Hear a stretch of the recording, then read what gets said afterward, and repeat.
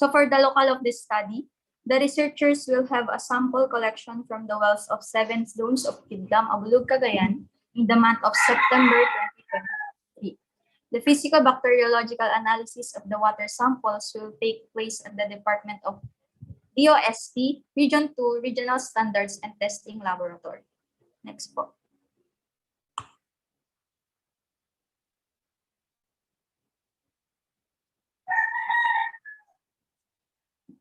For the sampling procedure, the researchers will use purposive sampling as sampling procedure of the study where wells are utilized daily by the community as a source of their drinking and for household purposes. These are the images where the water resources from Gindam, Abulug, Cagayan. Next slide. For the data gathering procedure, the researchers will seek approval from the barangay to collect the water samples. The researchers will begin on conducting the study in the selected barangay once the proposal is approved and the researcher receives permission and arranges with barangay officials to investigate. The constituents of the barangay will also be informed of the goal of the study and their freedom to discontinue participation at any time. Awan kuya, awan natin.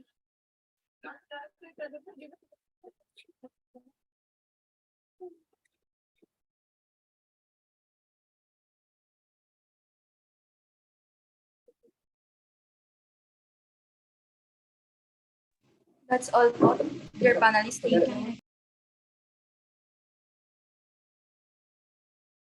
Okay, thinking group 9B, we start with the comments and suggestions of the chair of our panel defense, Sir Julius. Yeah. Oh, yes.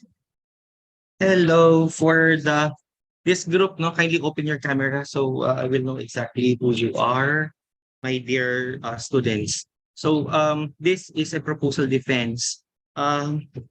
Your study pertains physico-bacteriologic assessment of water resources. And when you talk about water resources, these are of course, those where they get their water for their daily use, right? So which case, in your objectives, there must be a mapping, of the water resources that they have in the area. So I'm looking into your SOP. Where is that page? Okay. So before you deal with physico-bacteriological properties, there must be a mapping.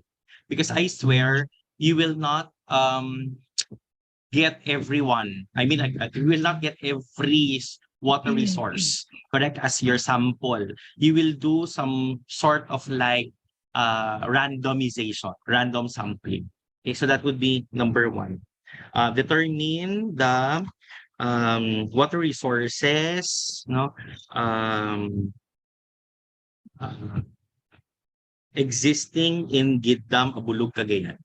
Okay. So in terms of water resources, there should be categories, right? How many are pump well? How many are deep well? How many are, for example, getting water resources from Nawasa.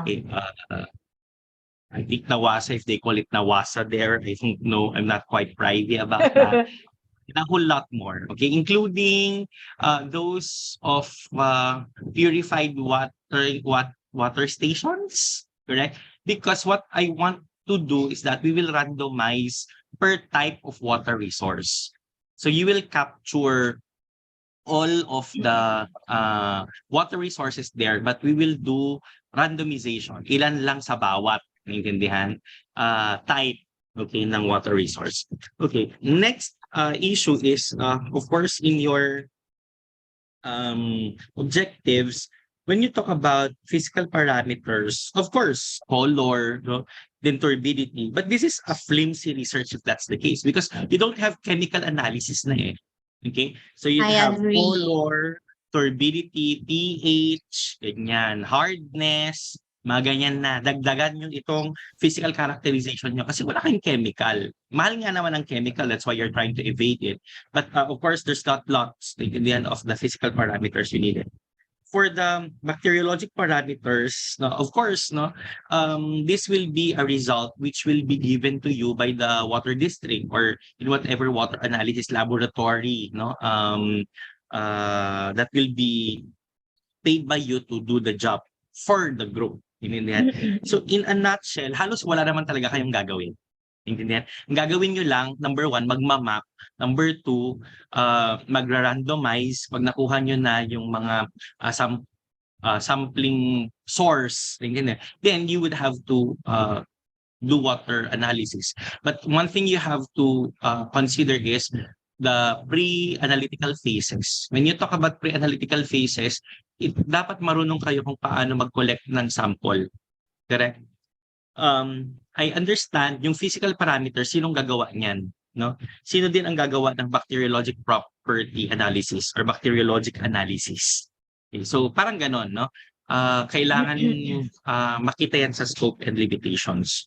So doon sa number 2 here would be what are the physico-bacteriologic, hindi siya for example, physico-bacteriologic status, hindi kasi siya property. Intindihan? Correct? Physico-bacteriologic status of water resources.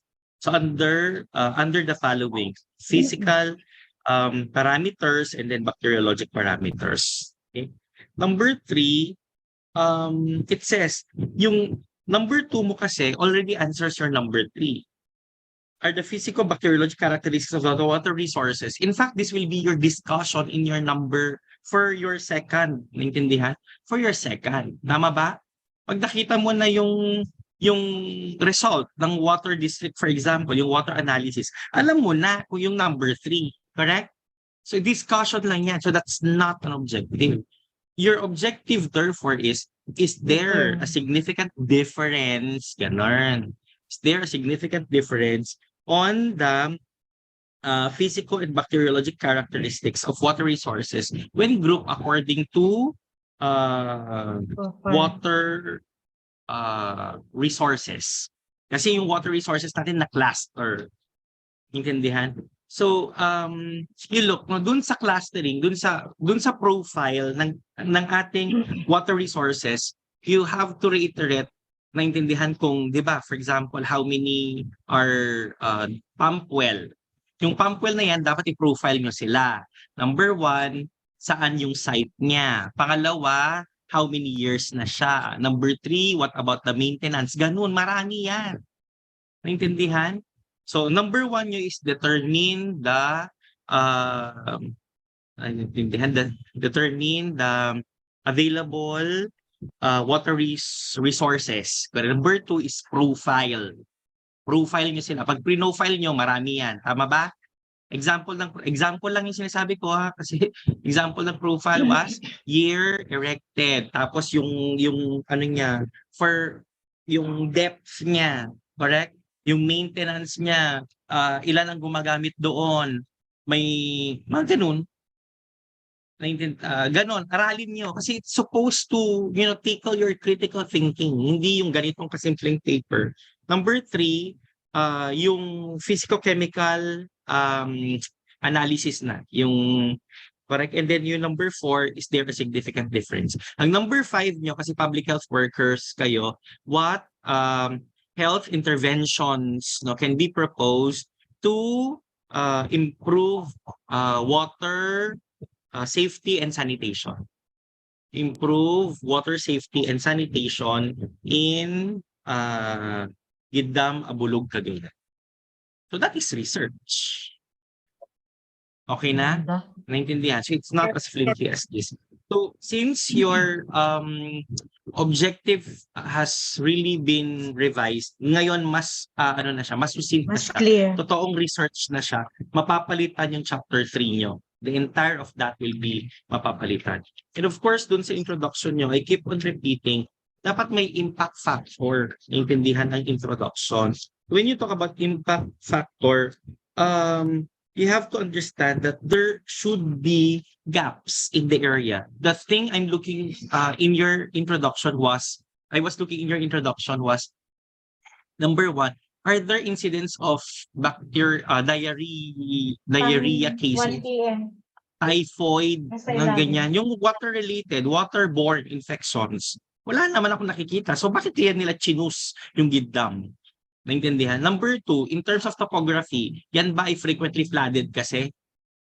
Number three, if that is a remote or isolated or a deprived or depressed area, what about no, water sanitation? Marami pa bang walang nawasa doon?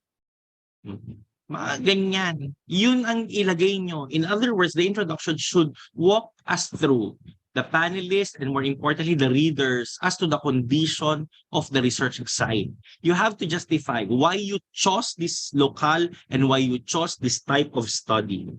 Okay. Yung mga nakita ko dito, halos nabasa. Yung mga introduction nyo, halos nabasa ko na yan. Sa yearly ba naman may nagpropose ng water analysis. You try your best no, to make use of your own words. Revise the statements. But of course, these are not your concepts, of which case you still will need citations. Okay na? Citations. This is not how to do no, your introduction. If you focus on 4 parts of the introduction, number 1 is the known, of which you were able to satisfy. Known. Ano lang alam natin. Except, I don't have any idea about Gidam o Bulog Cagayan.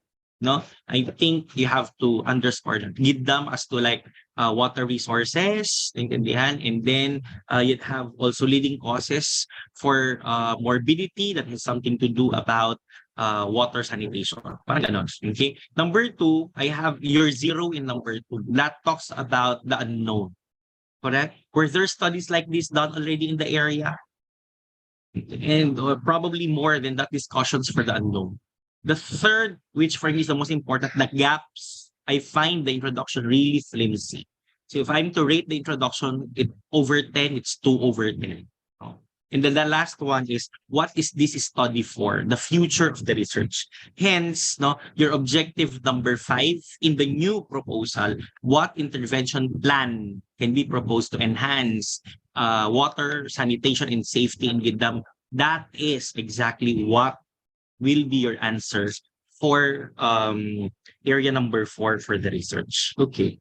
So for the conceptual framework, I think you forgot about waterless communities.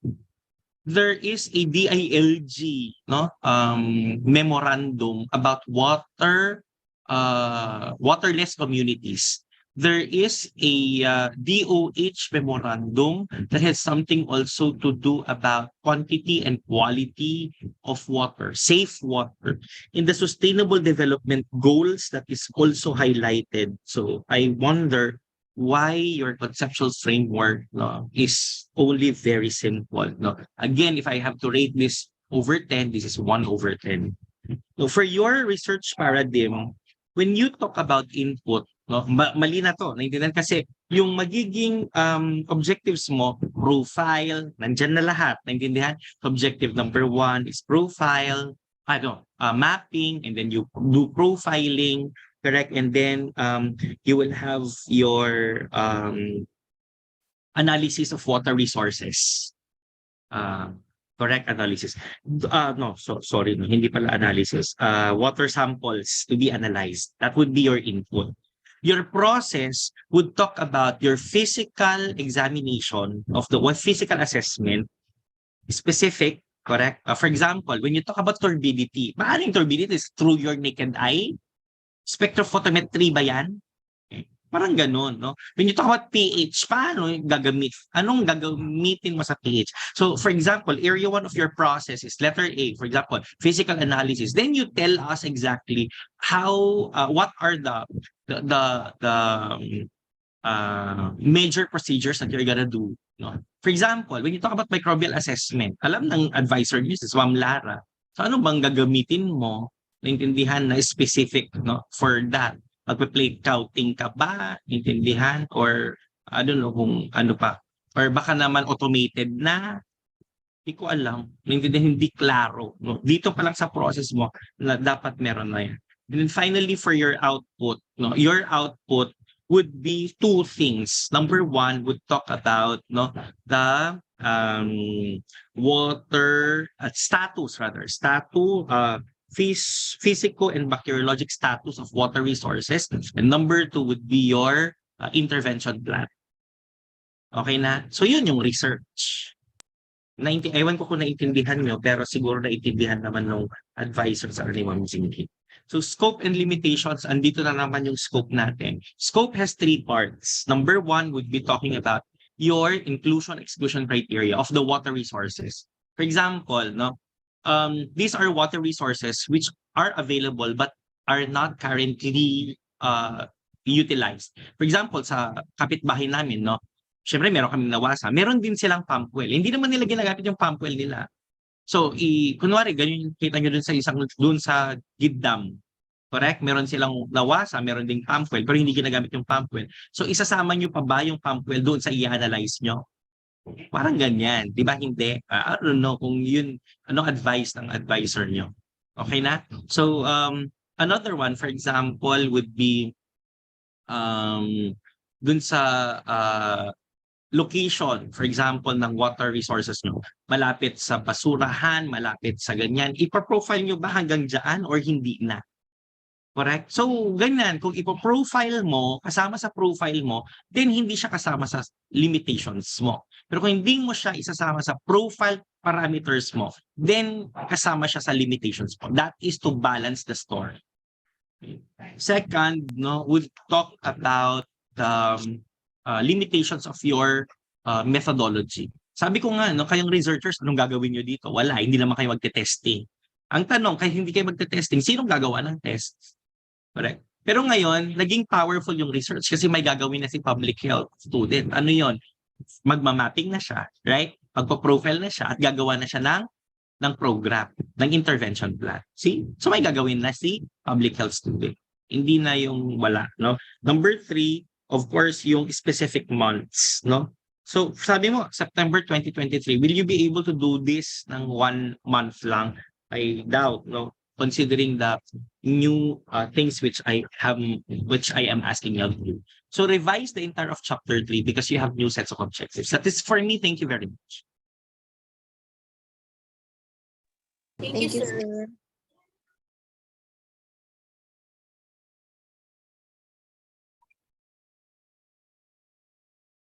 Thank you very much. That's it for me, Ma'am Jinky. Thank you, Direk. Ma'am Vilma, do you have any more suggestions and comments for the group? Good morning, everyone. So may I add lang din dun sa sinabi ni Doc Julius regarding dun sa conceptual framework nila. So they could make use of the what we call administrative order 214-00-27. So it's all about also on water sanitation. And other than that is we have also Administrative Order 2019 of 0054 and the PD 856 which talk about Water Sanitation Code of the Philippines. So it defines there what are the water supply systems, the artesian well, bored well, cistern, so mga ganun. So makikita nila doon ang mga different sources of water. Then aside from that,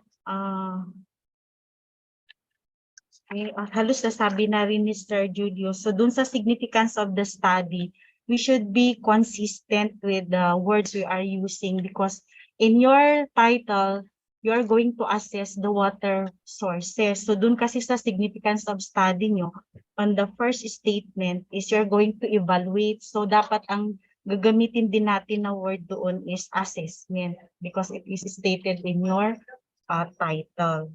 Okay? Then it should be alphabetically arranged. Your definition of term should kindly remove the bulleted. Bulleted kasi siya, so dapat wala siyang bullet, no? Okay, so yun lang. Then your RRL should be from past to present. Then pakitanggal yung because our RRL should be 5 years back lang tayo.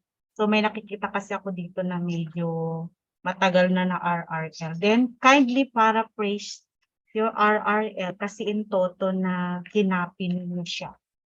So yun lang, Ma'am Jinky. Thank you, Ma'am Vilma. And lastly, Ma'am Lily. Hello po, good morning po sa lahat. So nasabi naman na ni Direk. Okay, so yun nga yung I observed that you need to first improve most of the parts of the paper. So just like what you have said in your introduction, you need to describe the setting, describe the locale, emphasize on the problems that specifically health problems that arise in the area, and you relate the characteristics or ano tawag dun sa profile of the water sources that are present in your locale, where you are to conduct your research, so that you will really emphasize on the gaps and the problems to be solved by this research. And then also yun nga sabi din ni Ma'am V, we are to improve also the significance of the study. We need to be precise on ano ba talaga yung maitutulong nitong research sa mga na enumerate nyo na beneficiaries, yung magbe-benefit dito sa result ng research natin. And then we are to also enhance the methodology. Okay? We are to be specific with each of the procedure that we need to do, since sabi nga natin, lumawak yung inyong research. Magmamapping na kayo, magpo-profile, and then we will make a health program based on the result of the study. So we really need to have a checklist on how we are to conduct the research. Sabi nga natin, sabi ni Sir Julius, iba na hindi na kayo mismo yung magte-test ng water, laking gagawin dito, may gagawa para sa inyo niyan. Pero kailangan yung result na makukuha natin from that analysis will be utilized, utilized, and of course analyzed and utilized, so that there would be may impact talaga yung ating ika-conduct na research. Okay? That will be all, Ma'am Jinky. Thank you. Thank you, Ma'am Lily, and to the other panel members. We now move on to the next group. Our next 4 groups will be presenting qualitative studies. We start with Group 3A.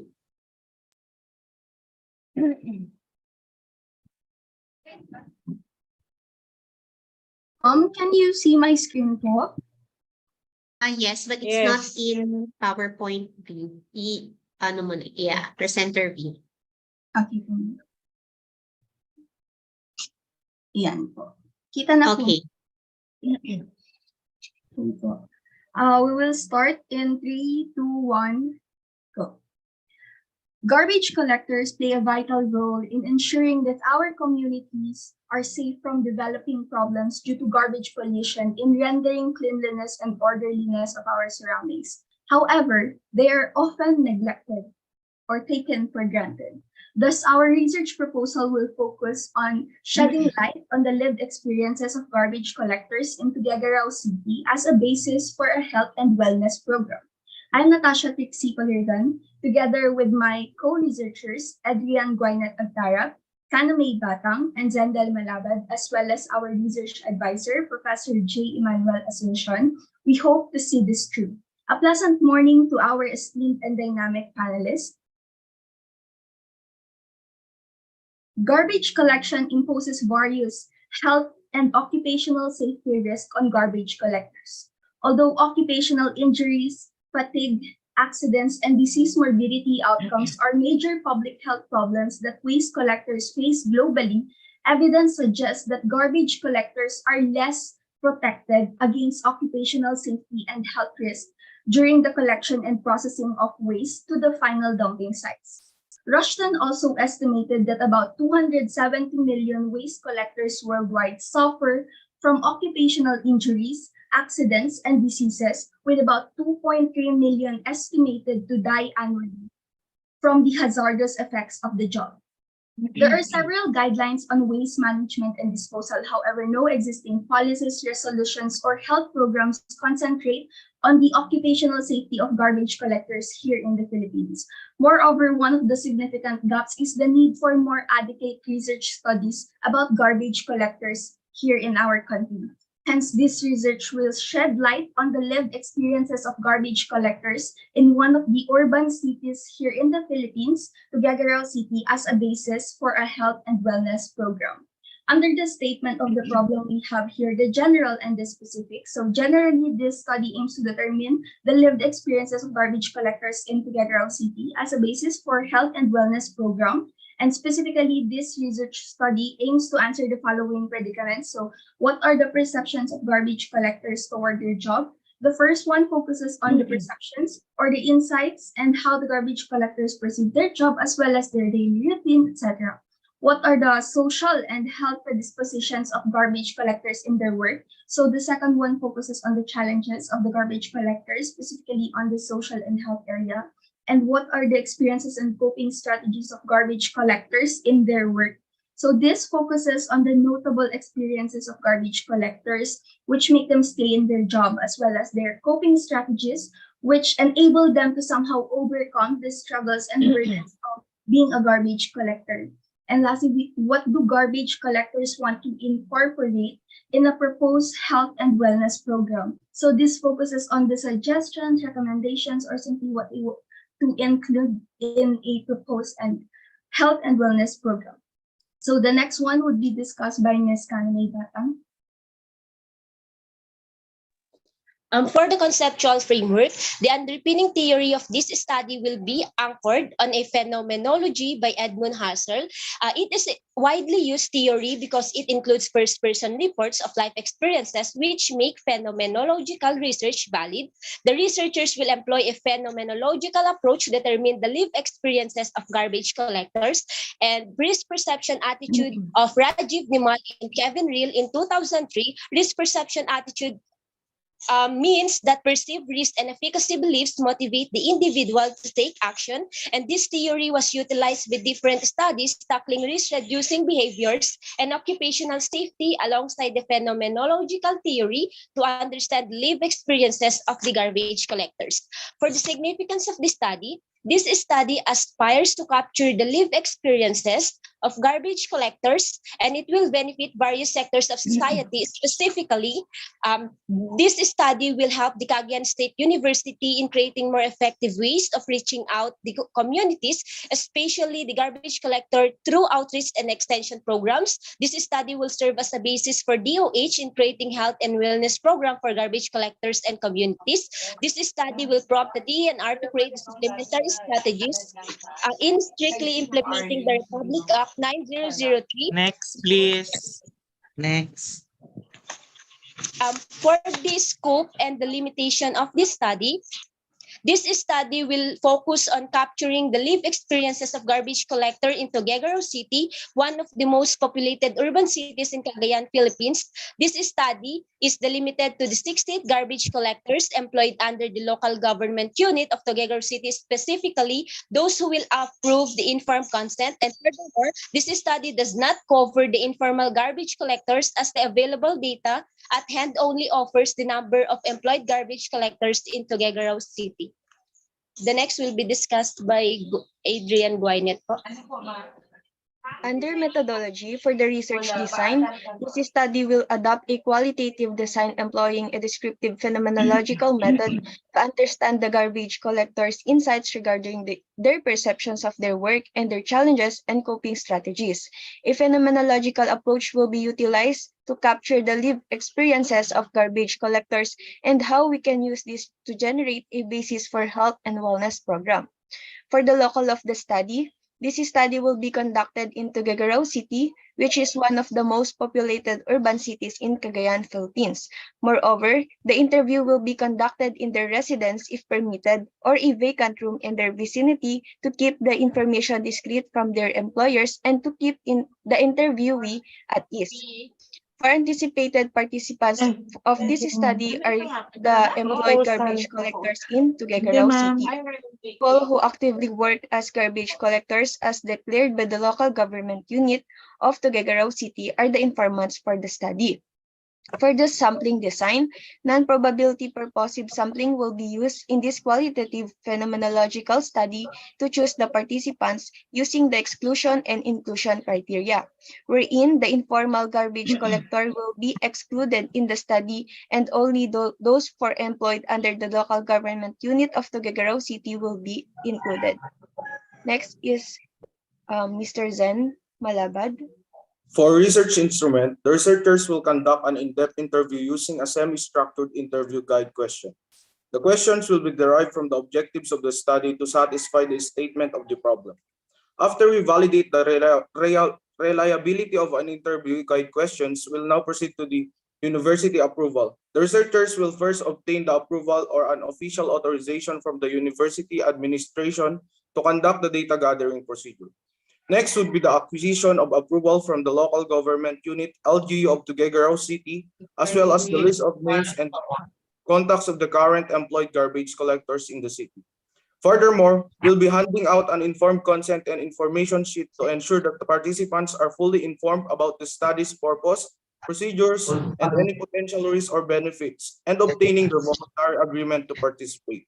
Finally, the researchers will engage the participants in an in-depth interview using semi-structured interview guide questions. So the data analysis will be anchored on Clark Mustaka's phenomenological theory method. It will start with the transcription of the recorded audio of the interview. It will be translated, which will also be validated by language experts, and it will eventually undergo textual and structural description. Moreover, it will be subjected to coding, wherein the commonalities count of recurring patterns and linkages that emerge from the interviews will be arranged into chunks, which will be the subject of thematic discussion in the results. So thank you so much. We are now ready to gain valuable insights from your suggestions and recommendations, our dear panelists. Thank you, Group 3A. May we ask the comments of our department chair first, Ma'am Vilma? Ay, sige, ma'am. Hi, good morning, everyone. So may I just give some recommendations regarding the study? So, okay. So may I suggest that if possible, no? Since it is a qualitative descriptive study, you may explore the experiences of waste collector by utilizing the biopsychosocial framework, biopsychological framework. So when we say biopsychosocial framework, so you are investigating their problems, coping strategies, and insights, no? So under the biological aspect, so this regards to their physical discomfort, physical injuries. And on psychological aspect naman is, you may also study encountered self-worth, health, or certainty concern in terms of social aspect they experience on the workplace issues, and negative social perception and stigma. So yun lang, Ma'am Jinky. Thank you, Ma'am Vilma. Let's hear from Ma'am Lily.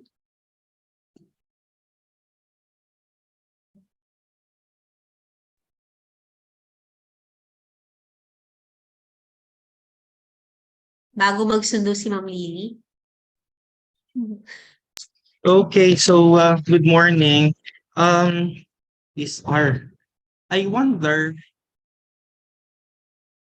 why it's garbage collectors, correct? Because apparently when you do lived experiences, it should be, or a phenomenological study, then it should be something which is very unique, no, in terms of an experience. Siguro nga, no, in the introduction, you should have to intensify how unique the experience of a garbage collector is. Kasi that's how we deal with a phenomenological. You showcase why most people are not appreciative of a phenomenological study if we do not underscore or underpin why did we choose those types naiintindihan of the individuals. For example, no, the garbage collectors, no one wants to be dirty. And the garbage collectors takes that as an opportunity in order to labor and apparently support, no, their family. So labor, they're earning, and then that's how they support their family. Second is, since no one wants to be dirty, then no one wants to be with them. No one's like to be associated with them. Kasi parang, o ikaw, basurero. Gusto mo bang friend mo, basurero? Yun, kulang eh. I mean, that is exactly a phenomenological study. Bring us to why you chose the garbage collectors as your respondents. Second, kung ikaw, for example, tatay mo ay garbage collector, minsan ikinahihiya mo yan. Di ba? Yun yung phenom. Right? Now, another, no? Kung yan ay isang garbage collector, ano bang tingin ng mga tao sa kanila? Mababa kasi basurero sila. See? Nasaan yung kwentong ganun? Walang kwento. And therefore, it will be like walang kwenta yung research. From the introduction pa lang, ito na yung umuusmong. Yung tipong introduction pa lang for a phenomenological study, umiiyak na ako. Correct? Kaso dito sa introduction yun, natutuwa ako sa mga pinaglalagay. Puro mikrobyo. Bakit? Diba? When you talk about public health, you are encompassing several of domains. Social, emotional, psychological. Nasaan lahat yun dito? Bakit napunta sa aspeto, naintindihan, na ano lang, health lang ang pinag-uusapan natin? Mukhang mali. I think you did not understand in full the definition of health. Balikan yun, kaya tuturo ni Ma'am Vilma. What is the definition of health? Universal health. Health and wellness. It is encompassing. Di ba? Eh, mukhang hindi naman. Dito sa, ano. Tapos, you see, ang introduction nyo, you need to revise. You're talking about increase of garbage generated. Wait lang, this is a phenom study. Ang bida dito yung garbage collector. Right? Nag-COVID-19, tapos yung garbage collector became the front line. That's just but one good thing to showcase. But apparently, may COVID. Ngayon, ang i-showcase nyo is even after COVID-19. Correct? Bakit? Number one, we are uncertain, as to like when will this end, because we have increasing cases again. Correct? Second is, with the COVID-19, another thing that puzzles us today is how do people discard their infectious waste, mga ganun sana, which makes them so vulnerable acquiring COVID-19. So in other words, this introduction is not introduction worthy rather to be included in the paper. Revise the introduction. It's 1/10. Now, there's no such thing as theoretical framework because we are going to have conceptual framework in the format of Cagayan State University. Now, what are the concepts? No? You see, the concepts which is very clear to me would be the concept on occupational safety and health. Basurero sila, ito yung discussions nyo. Occupational safety and health ang tumbok niyan. Okay. Number 2, no? You talk about the psychological well-being of poor, deprived, and marginalized individuals. Kasi phenom ka. Sana naiintindihan yung tumbok ko sa research nyo.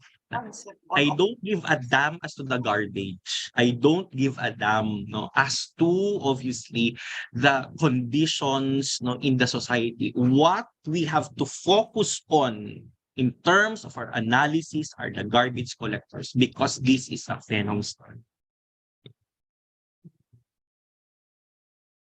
So anyway, you try harder to look for some of the conceptual framework which are important. Okay, in the statement of the problem, lived experiences should really capture what we refer to as a question curve, no, in the study of your statement of the problem. Okay. So, for example, no, what are the perceptions of garbage collectors towards their job? It's not clear to me in terms of perception. When you talk about phenom, you don't ask anything more, no? In other words, no, your first question should be something that they understand. Okay. Like when you talk about perception of their job. So, siguro, dito sa perceptions for the garbage perceptions, no? Uh, uh, how do, you start with how na lang siguro. How do the garbage collectors regard as the importance? Ganun na lang, importance lang naman muna, di ba? Importance ba? Correct ang gusto nyo munang malaman. Siyempre, dapat ma-feel nila na importante muna sila. Kasi sa atakin mo, ano ang challenges nila? Walang ganun. Naintindihan? Okay. Ano to? Ano yan? Wait lang. No. Lika. Protocol ito, mahal ko. Pumunta siya kay Jeff sa research office at ipapirma niya sa kasi may records. Faculty kasi. Okay. Where am I? So how do garbage collectors regard their job, regard the importance of their job? Importante muna sila. Okay. Number 2, how do the garbage collectors, what are the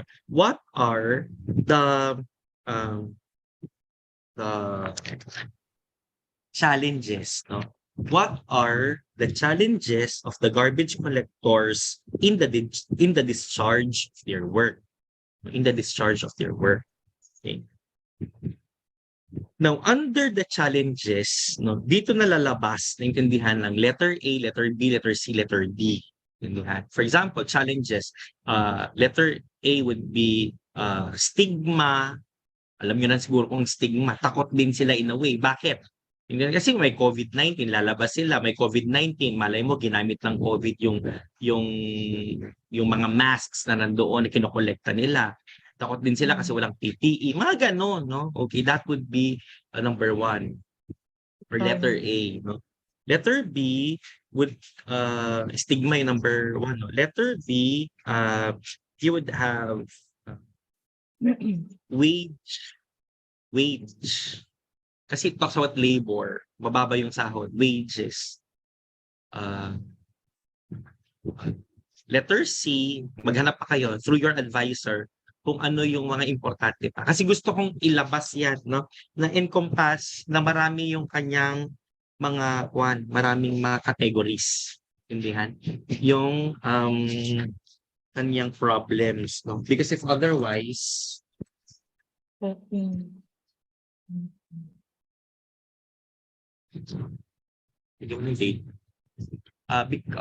na yung stigma, ano pa yun, wages, number 3, ano pa kaya?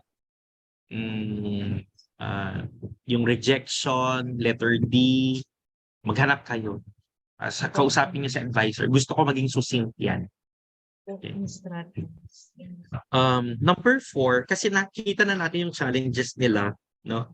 What are the coping strategies? Hindi na experiences.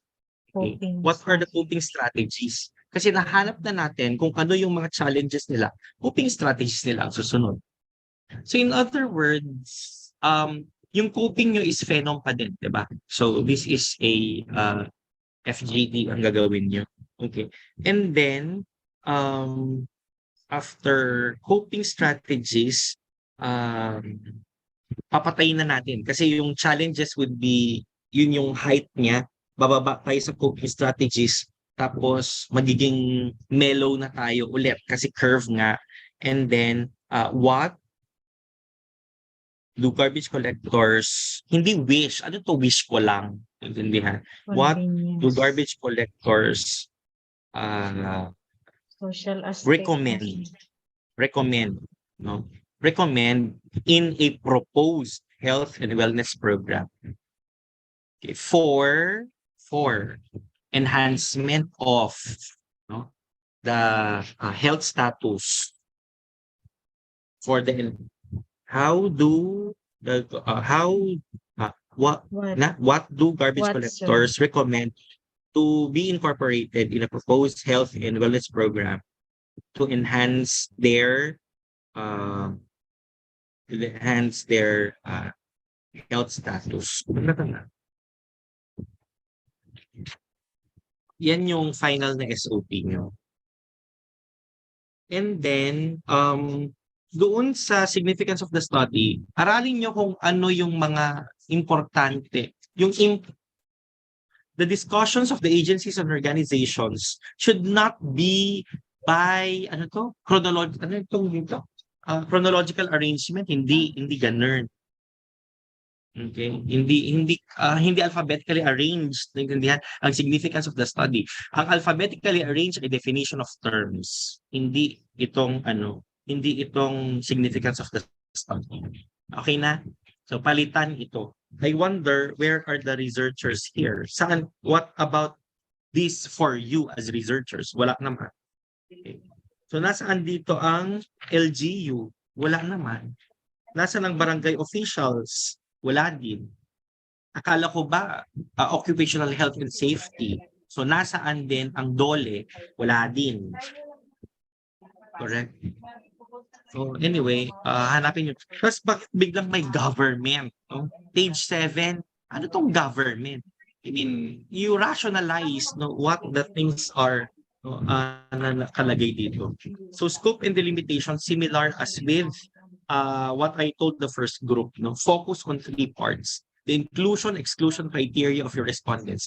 Remember, for a phenomenological study, your sampling design would be purposive selective design.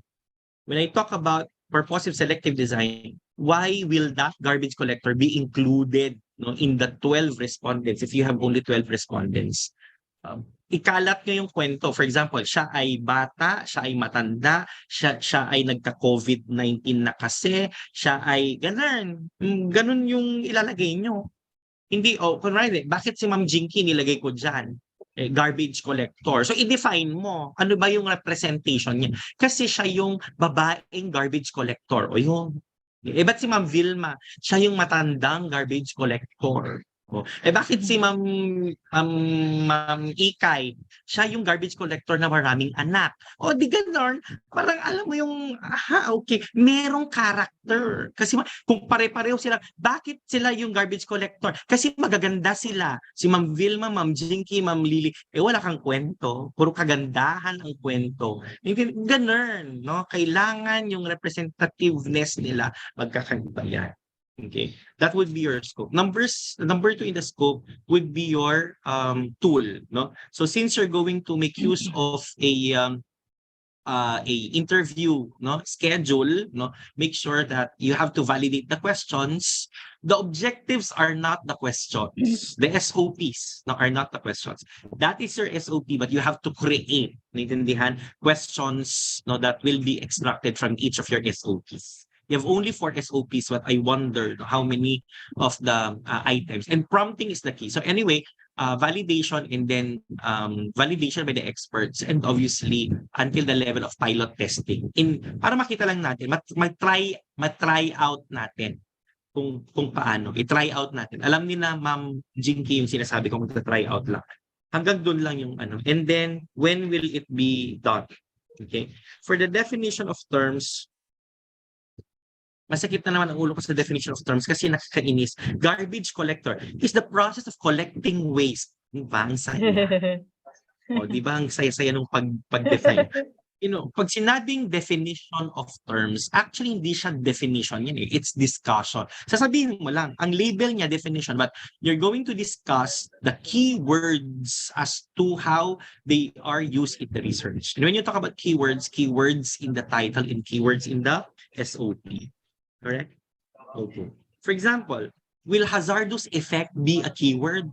I haven't seen the phrase hazardous effect in the title and in the SOP. Right? Mga ganyan. Predisposition. Ano yung predisposition? Wala akong nakitang predisposition. Predisposition? O baka meron sa SOP, sa SOP. Regulation, I don't know. Revise na. Okay? And then for your review of related literature, have this thematically arranged based on themes. Based on the SOP, thematically arranged based on the SOP. So your research design would be phenomenological. But Dr. J. Asuncion would have to tell you, ang phenomenological maraming approach. Intindihan? Hustlers ba ang gagamitin natin? Heidenbergs ba? Oh, kasi maraming atake ang phenomenological. Okay. And then for the locale of the study, I need a map and the description of the map ng Tugigaraw in the description of Tugigaraw, no? Dito niyo na ilalagay kung yung profile niya in terms of waste, no? Ilan ba ang nage-generate, naintindihan? Ilan ba ang treatment facilities, nasaan ba ang dumping site? Ganun na yan sa lokal mo. Okay? And then yung sampling design mo, sabi ko nga, it's a purposive selective design. Okay? And then why? Okay? Participants mo, it's not clear. So if I would have to ask you, will you do it per barangay? Ilan ba? Kasi in Tuguegarao City, ilan bang barangay? 47. So ilang FGD ang gagawin mo? No? Siguro ikaw ay 5 FGD. Eastern, Southern, Western, Northern, Central. Kasi yung experiences ng mga yan magkakaiba. Okay? So I regard na 5 sets ng FGD ito. Okay na? Northern, Eastern, Western, Northern, Southern, and then the Central Barangay. Ganun ang research. And then you would have to do synthesis. Di ba? So gusto kong makita later on nasaan yung synthesis ng paper niyo. Okay, alam na ni Ma'am Jinky kung ano yung mga procedures niyo later on. Okay, and of course, all of you, Ma'am Jinky, all of these students should get a IERC from the RDE office. Okay? Institutional Research Ethics clearance. Okay? Thank you very much. That's it. Yes, Direct. Sir Thank you, Jules, Direct. pwede ba natin i-add dun sa number 3, what are coping strategies and insights? Number I 3 think, ma'am, the SOP. coping strategies can do, but in the definition of terms, no, they can have that if they wish to. They refer that to their advice. Sige, no. Because we have limited questions only for the FGD. But apparently, kung magaling yung facilitator, pwedeng ilabas niya yan. Sige, no.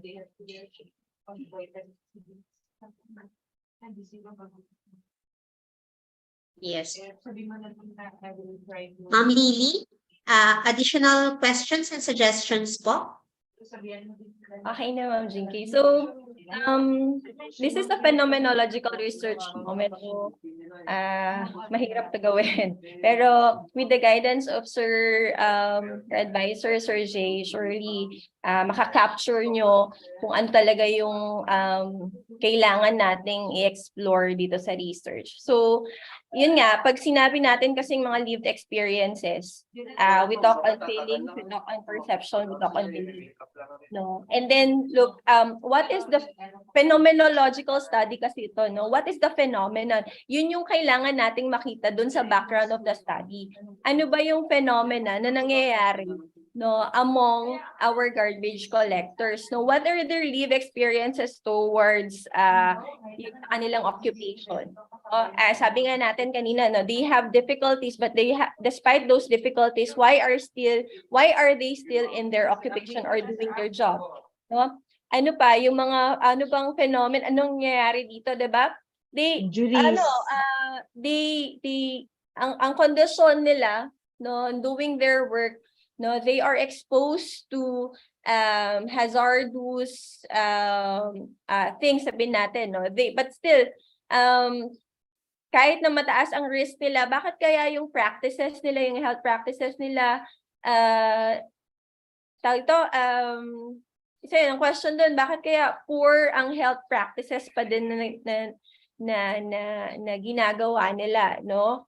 Kasi nga, ayan, wala silang mga PPEs pagka nagko-collect sila ng garbage. Bakit tawag dito? Ano ba yung mga difficulties, ano ba yung mga experiences nila as garbage collectors that make us, no, as leaders, no, we create awareness among the readers on their lived experiences. At from there, no, we are to realize, no, the things that we need to improve, to enhance in order for them to be at decreased risk of mga diseases that are linked with that of their occupation. Tapos, na ano lang ako, dito sa conceptual framework nyo, yun nga, dapat nandito yung occupational health and safety natin, OSHA. Tapos, yung sinasabi nyong phenomenological approach, yung theories kanina, no, you should, pag phenomenological theory kasi dapat you have a theoretical framework as well, no?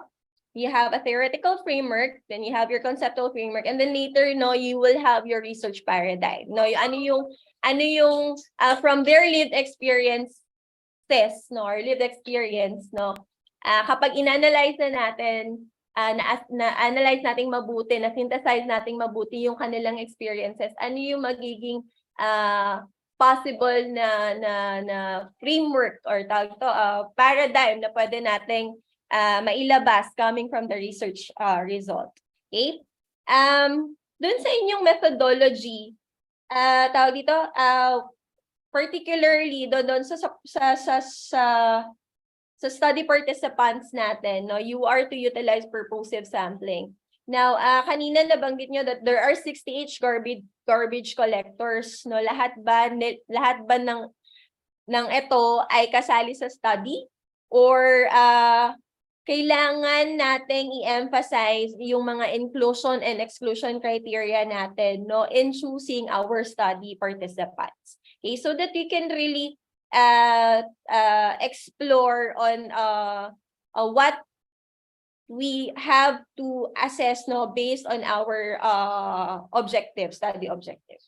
Tapos yun nga, ang isa sa challenge, no, nitong research na to, no, is on our approach, no, ano ba yung gagamitin natin to understand, okay, the data that we have extracted coming from our study participants, and especially, no, to really manifest, no, the experiences, no, of our participants, no, with regards to their occupation. So yung trabaho nila, no?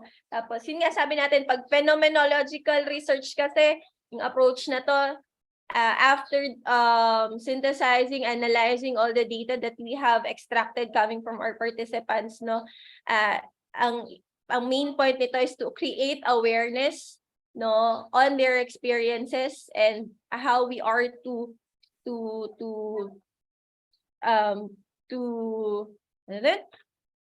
paano natin gagawan ng magandang strategy or magandang ano to? Basta sa OSHA kasi to, no, yung magandang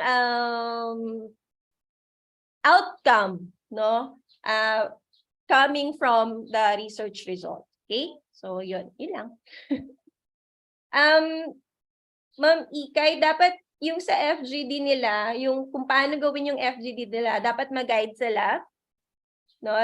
Tapos yung interview schedule nila, interview guide nila, dapat may ayos din para talagang ma-extract kung ano yung gusto nating ilabas, no, tungkol sa lived experiences ng mga respondents natin. Yes, Ma'am Lily, tayo din ang mag-validate ng kanilang interview guide questions. Tapos Later. phenomenology kasi ito, hindi siya, alam, no, kung hindi kasi on thematic analysis ito, no? Thematic pa rin siya. Thematic pa din siya. Pero yung approach, kailangan aralin nila kung anong approach yung gagamitin nila. Kung deductive or inductive ba to. Para talagang lived experience. Lang. Yes. Thank you, Ma'am Lily. I hope maraming nakuha ang even the next 3 groups kasi lahat sila qualitative. From the first group who presented ng qualitative. Thank you, Group 3A. We now proceed to Group 10A on the lived experiences of teenage mothers and their parents in Barangay Ugak Sur and Ugak Norte, Tuguegarao City.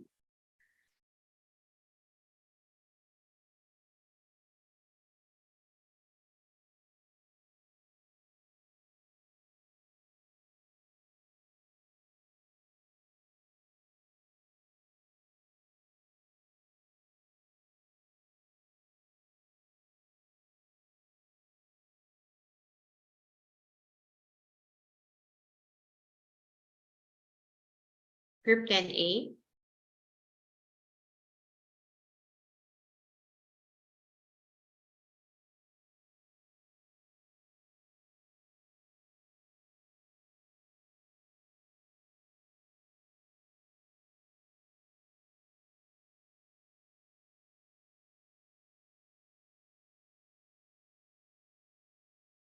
Natasha, nandito bang Group 10A? Okay.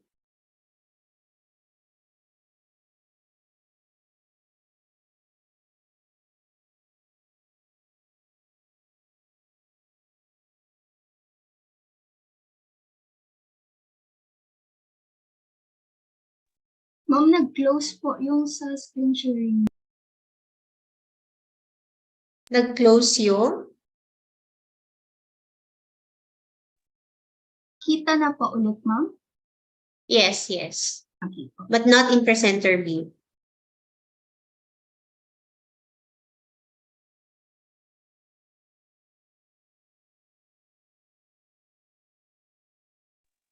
Good morning, dear panelists. Today, we will present to you the first to third chapter of our research study entitled The Lived Experiences of Teenage Mothers in the Now East Tuguegarao City. But before that, allow me to introduce to you my co-researchers.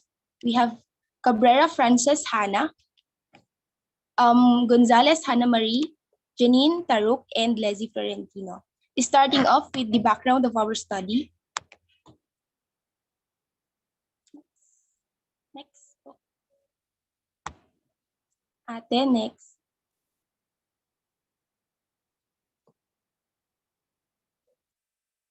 So, adolescents are in a period of developmental transition into adulthood, both physically and mentally.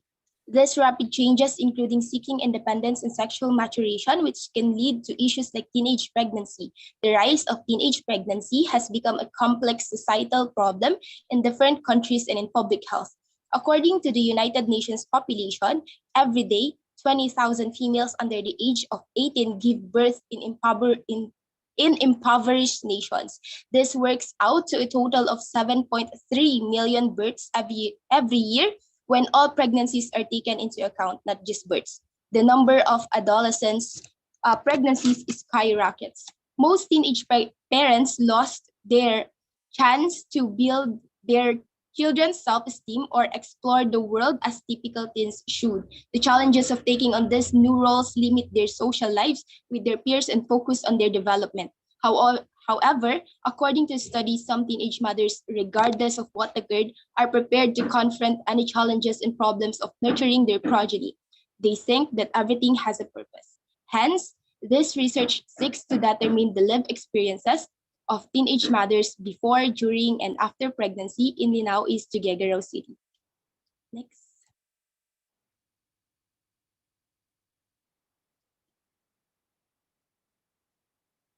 For the statement of the problem, generally, this study aims to provide a deeper analysis on the lived experiences, of course, of our teenage mothers. The study objective was to examine factors in the individual and family context of teenage girls that may be associated with teenage pregnancy. Specifically, this study attempts to answer the following. We have 7. The first one, what are their perceptions of teenage pregnancy? Second one, how do they perceive themselves as teenage parents? The third, how is the teenage mother's relationship with their parents before, during, and after childbirth? Fourth, what are their challenges as teenage mothers? Fifth, what are their coping mechanisms? And sixth, what are their insights and lessons learned? For the next one, we have Hannah.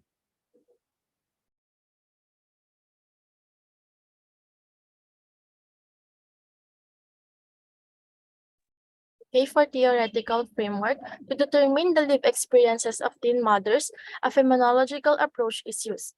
With the insights of a phenomenological study can provide, this can help us understand what it is like to experience a specific situation or life event by describing the stories of people who actually lived through a particular experience and their perceptions of it. Research can cut to the heart of what it was truly like.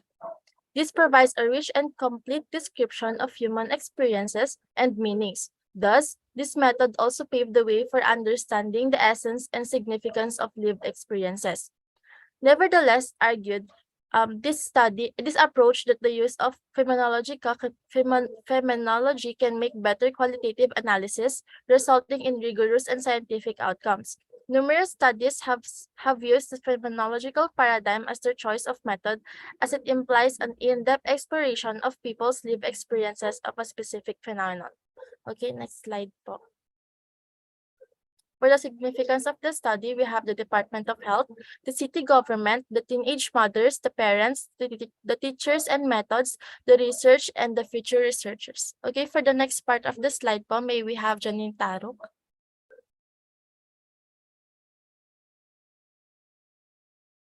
So for the scope and the limitations, the study participants of this study are delimited to teenage mothers who reside in Linao East Tuguegarao City, who experience early motherhood by the year 2019 up to 2021. This study will be delimited to a deeper analysis of the lived experiences of teenage mothers due to several reasons. The results of this study are not generalizable. Thus, data collection will be through interviews and observations by the researchers. Next po. So for our methodology, the qualitative research approach will be employed in this study. It will allow the study participants to share their views and experiences on their terms. The information regarding the study participants will be collected using semi-structured questionnaires and house-to-house in-depth interviews. Further, it is essential for the researchers to learn from the experience of teenage mothers. Hence, the usage of descriptive phenomenology approach which will seek the understanding of layers of human experiences that will raise awareness and how individuals' lived experiences affect their daily lives. So for the local, we chose Linao East Tuguegarao City, where according to the data collected from the City Health Office, this barangay has the highest rate of teenage pregnancy among teenagers who experience early motherhood from the years 2019 to 2021. So according to the CHO, Linao East has the highest rate of cases of teenage pregnancy, wherein a total number of 21 cases are gathered from the year 2019 to 2021. So for the next slide, may we have Hannah Marie Gonzalez.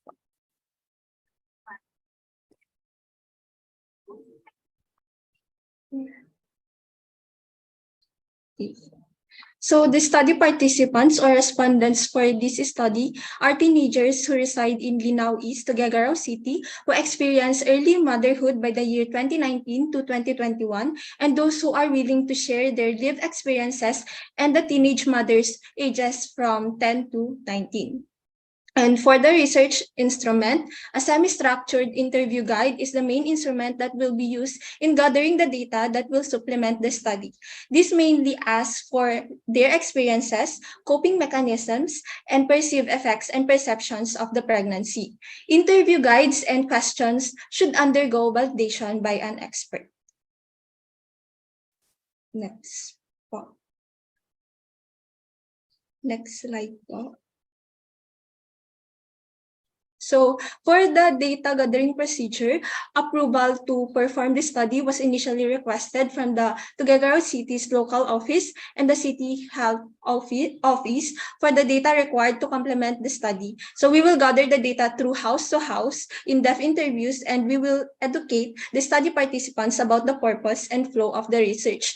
We will also provide an informed consent statement of anonymity and agree to the study's confidentiality for the study participants. And participants' confidentiality will be safeguarded and carefully upheld throughout the and after the research period.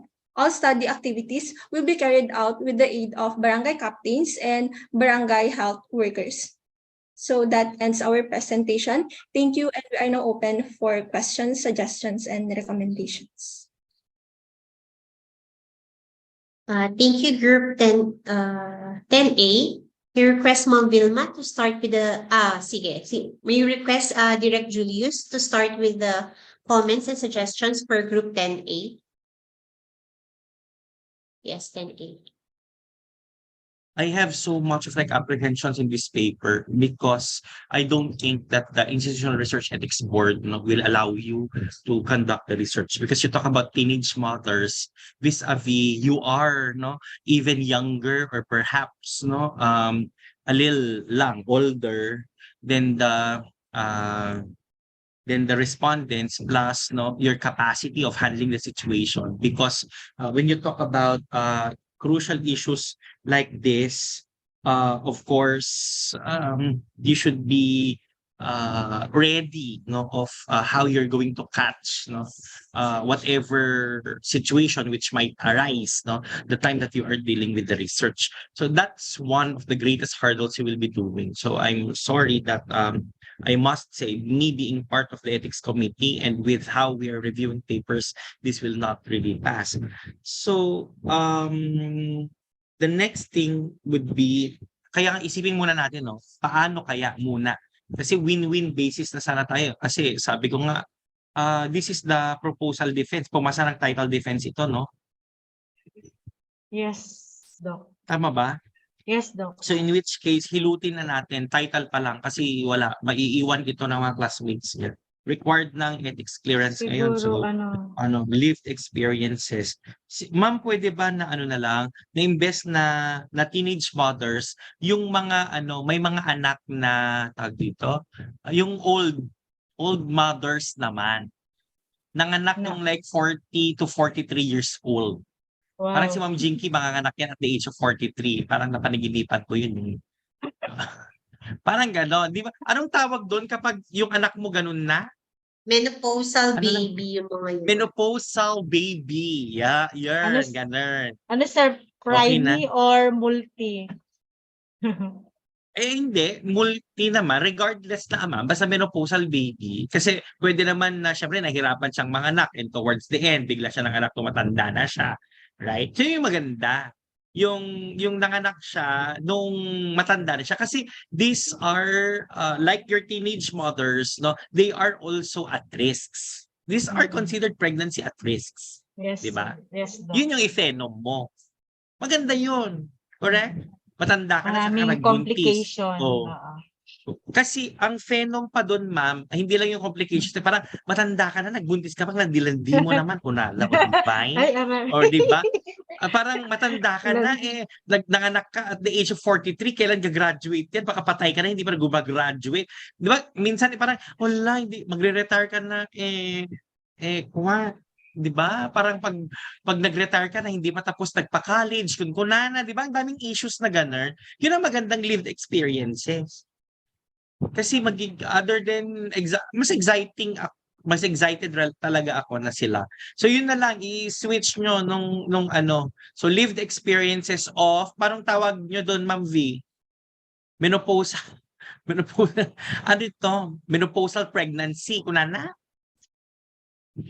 The lived experiences of teenage mothers of pregnancy and menopausal age, kunana women, lived experiences of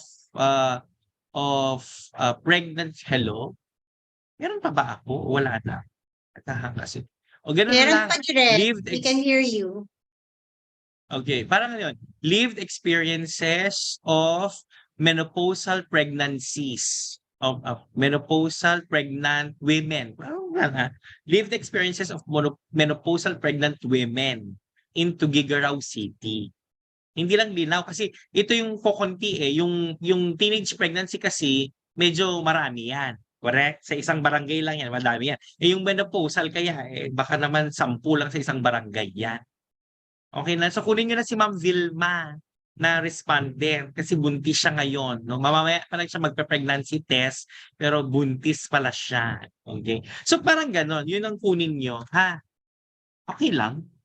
Hindi ko Sir, alam di kung narinig yung unang sinabi mo, Doc. Kasi nawala lived ka. experience. Ayun. So, balik ganun. Ang importante, ang bottom line ay lived experiences of menopausal pregnant women or pregnancy. Hindi. Lived experiences of women Age 40 above. di ba? Of women of menopausal pregnancy. Una na. Di ba? Lived experiences of women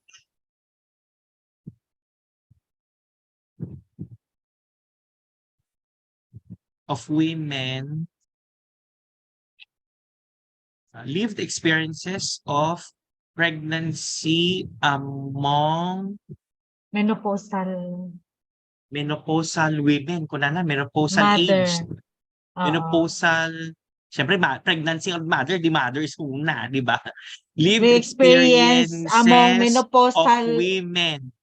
menopausal stage. Lived stage. Magtintas mo na yung hanga nagtintas yung stage. Lived experiences of women in the menopausal age.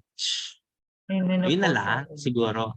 Lived experiences of women in menopausal age. Ma'am Jinky, alas 10 na. Okay? In Tuguegarao City. Yes po, dear. Nintay ko yung aking driver. Okay na. So yun yung ano niya. So there's a twist on how they're gonna do. Kasi from the introduction until the last part, teenage pregnancy ang laman. Ang ngayon naman, maganda ito. Gusto ko itong study na ito, yung kuwan. Papalitan nila ang konsepto ay menopausal women. Wala naman tayong papalitan doon sa mga SOPs niya, Group 10, Frances, no? Except na i-change nyo lahat yung teenage pregnancy ng pregnancy ng women who are pregnant during the menopausal age. Okay? Mas maganda, for example, how do they perceive themselves as pregnant women in the menopausal age? For example, na nahihiya ako, Diyos ko, mabakat na ako. Di ba? Sabi mo yan, ato genggel aketch. Ala, natatakot ako, tabakakwan. Di ba? Mga ganun. Okay. Naku kayo ba? Ako, Diyos ko, Christ, pang 10 anak ko na ito. Kung bakit? Mga ganun. Yun yung i-ano nyo. Di ba? Ay naku, Diyos ko, imagine ang burido na anak ko 14 years old na tapos buntis pa ako. Ano na parang anak na siya ng anak ko. Parang ganun, di ba? Yun yung lalabas. Okay? Naintindihan ba? Okay na? So, ang mga conceptual framework dito ay pregnancy at risks. Okay naman, mga vulnerable, di ba, pregnancy at risk yan. Okay? I need to see that, no, in your research. Okay? And then, ano na to? Magtanong kay Ma'am Vilma, may mga theory tayo. Ay, Ma'am Lily, no? May mga concepts kasi tayo na kailan, reproductive age. Ay, hindi gaya, ARF. At di ba yung women of reproductive ages, correct, that makes old persons at risk of pregnancy. Okay, naintindihan? So kindly have a twist of the paper and then they need to see me again the moment they have revised the entire thing. Okay, so even for your chapter 3, I won't touch your SOP anymore. I am amenable with the SOP, except that you would have the menopausal women instead. Okay, and then for your chapter 3, that would be along the design. Again, what approach of phenomenology is this? No? Maraming approaches ng phenomenology natin. Okay? Haslers, Heidenbergs, mga ganyan. Hanapin nyo yan. Kasi magkakaiba, naintindihan ang discussions niyan. Pag ganyan. And then, yung lokal, have it in Tuguegarao City. You will need the barangay health workers because mga chismosang barangay health worker, tanungin mo kay Ma'am Vilma, kilala nila kung sino man nagbuntis, naintindihan, ng matanda na sila. So ang reckoning period natin is for the past 5 years. 5 years. Okay na? Reckoning period natin. Baka naman nagbuntis, matagal na, kunwari si Ma'am Vilma, 10 years ago pa siya nagbuntis ng, kasi 65 na siya, hindi pa, 45 yun, di ba? For example, 45. Yes, sir. Kunwari 65 na si Ma'am Vilma, nagbuntis siya sa 10 years ago. Hindi yun kasama. Dapat yung nagbuntis siya na 5 years ago. Okay na? 5 years ago. And then, but in other words, palitan yung chapter 3 kasi even for the inclusion-exclusion criteria, pag sinabing women of reproductive ages, may nanganganak kasi from 40, pwede mo nang declare yan eh. Naintindihan Yes, sir. Yes, na sir. at risk, na pregnancy at risk. In fact, 39 nga. No? Or 40 na lang siguro. 40 till 45. Believe it or not, may nanganganak na at the age of 45. Okay? Yes, sir, ma'am. So, palitan na lang siya. Okay, that's for me, ma'am. Thank you. Thank you, Direk. Ma'am V, you have additional comments and suggestions po? Ano lang ma'am, they could sa dun sa introduction nila, they could add on reproductive health 1148. I-guide ko na lang sila ma'am if ever. Punta na lang sila sa akin. Sige, Ma'am V. Ma'am V, may kasama ka ba dyang student o si Kuya Rod? Wala nag-usap na kami kay Franzine, i-facilitate na nung mga hindi nag-present ngayon. Hindi, ma'am, kasi yung daw, yung food, kanina pa daw nasa guard house. Hindi Ay, daw sige. nila pwedeng ipapasok yung food. Isa kasi sa dapat, isa sa grad school, isa sa'yo, tapos dalawa dito sa lab office kasi kukunin ni Ma'am Lily. So hindi ko alam kung, paalis po ako, hindi ko po alam kung paano po yun. Kasi parang nung Monday, wala naman tayong problem on the food delivery. Ano ko na lang, mag-leave muna ako dito. Alis Sige, muna ako Ma'am V. dito. Oo, Sige sige, po. magpatulong na lang. Nasa Sige graduate po. school si Sir Julius? Yes po, yes, mother. Ikaw, nasaan ka ngayon? Dito po sa Calab, ma'am, sa lab office, sa may tapat ng guard house. Doon sa pinakamalayo, tabi ng clinic. So, Baka ikaw, pwedeng idala ng guard. Oo. ikaw, si Sir Julius, sino pa? Si Ma'am Si Ma'am Lily? Lily po, dadaanan niya po dito sa lab office po kasi. So, dalawa Si yung Ma'am- maiwan dito sa akin. Si Ma'am Si Ma'am Bea. Bea, Ma'am Bea pinadala doon sa kanila, sa bahay po nila. Ay, so, bali, 4 na lang yun? Yes po, Ma'am V. Sige. Ako na sige, bye-bye. Thank you, Ma'am V. Okay. Ma'am So we go G. ahead. Yes po. Ma'am, yung sa 5B po, ma'am, sila po yung next, ma'am, no? Yes. Ma'am, wala po silang na-upload dun sa may G Drive po, ma'am, na sinend ko. Kaya hindi ko So po- walang 5B dito? Walang group 5B dito? Hello, ma'am, meron po. Meron po, ma'am. Dainis, kayo ang flash ng sarili niyong PowerPoint. Ma'am, si Glo po ata. Glo? Why did you not submit dun sa inyong collector? Kindly flash now. 5B with the study entitled Difficulties, Challenges, and Issues of Community Health Workers in Select Barangays of Alcala, Cagayan. 5B, ready ba kayo or not? So that we can go to the Ma'am, next... yes po. Wala po kasi daw po yung laptop ni Glo. I-upload na lang po isend na lang po namin kay Natasha Asap po. Kindly send ASAP kasi kulang yung time natin. Actually, merong nagpapasingit pa until the end.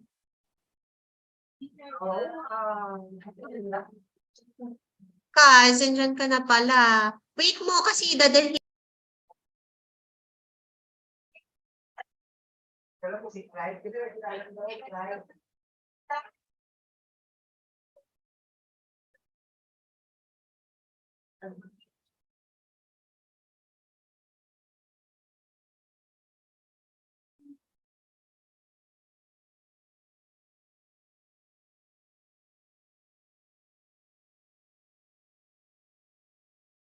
Natasha, na-receive mo na ba? Kung wala, we can go ahead sa kabilang group.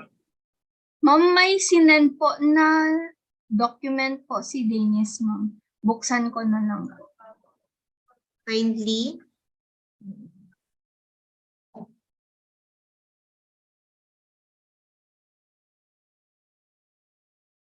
Ma'am, hindi PowerPoint po, ma'am. So, ganito lang po yung makikita ninyo sa screen. Okay lang po. Okay lang, kindly start. So a pleasant day to all our dear panelists who are present today. We are the group 5B and we are here to present to you our proposed research entitled Difficulties, Challenges, and Issues of Community Health Workers in Different Barangays in Alcala East, Cagayan.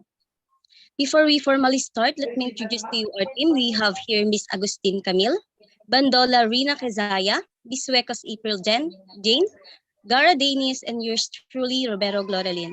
And our advisor, Mr. Nico Alexander Pakin. So community health workers are critical in delivering essential healthcare services, particularly in underserved regions. According to BMC Health Services research, community health workers are an essential component of the primary healthcare workforce in many low and middle income countries. One of the first nations to employ the CHW model for PHC was the Philippines, which launched the Barangay Health Worker Program in the early 1980s. In recent years, the region of Cagayan Valley has experienced a significant increase in the coronavirus disease incidence during the global pandemic. According to a report by Philstar, the town of Alcala in Cagayan Valley has been particularly affected with a notable surge in COVID-19 cases. Additionally, the official publishing site of the Cagayan Information Office has indicated that Alacapan had the highest reported cases of teenage pregnancy in 2022. Nevertheless, it is essential to acknowledge that the accuracy of these statistics is subject to potential changes as certain towns, including Alcala, did not provide complete data for analysis on time. In 2019, as stated by Charlene Barangan, a representative from DOH Region 2's RESU, an analysis conducted by Department over 5 years revealed that 11 towns in the region, including Alcala, have exceeded the dengue epidemic threshold level. This finding signifies a significant rise in dengue cases within the affected towns, posing a public health concern. Hence, the RDRRMC recommends declaring these towns under a state of calamity. This study investigates the difficulties, challenges, and issues CHWs encounter in Alcala East Cagayan. The results of this study may be utilized to guide the creation of policies and initiatives that cater to the particular requirements and difficulties experienced by CHWs, ultimately enhancing the general health of Alcala East Cagayan and elsewhere. Next, please. Next slide po. So for the statement of the problem, generally, this study aimed to identify the difficulties, challenges, and issues of community health workers in different barangays in Alcala, Cagayan. Specifically, this study will attempt to answer the following question. What is the demographic profile of respondents according to their age, marital status, number of children of CHW, if any, and barangay? B, what is the socioeconomic status of the respondents in terms of highest educational attainment, monthly income, and their religion? C, what is the employment status of the respondents in according to their occupation before being employed as CHW, number of years serving as CHW, and their other businesses. Number two, what are the critical difficulties for community health workers in Alcala East Cagayan in effectively carrying out their roles and responsibilities? Number three, what are community health workers' main challenges in accessing the necessary training and support to perform their duties adequately? Four, what essential issues impact the performance and effectiveness of community health workers in Alcala East Cagayan? And last, what are the suggestions or recommendations of CHWs that will lessen the difficulties, challenges, and next slide, please. For the conceptual framework, we have Ms. Rina Bandola. We have the conceptual framework. This research of the relationship between the independent and the dependent variables that will be investigated in this study.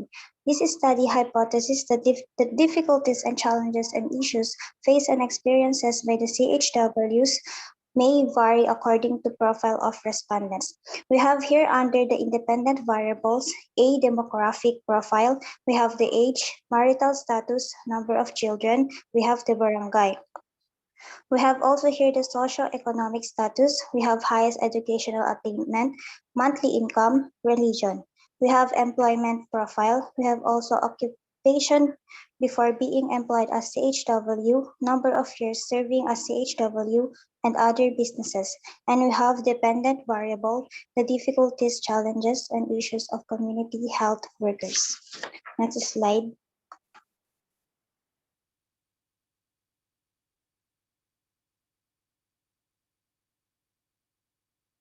Next slide.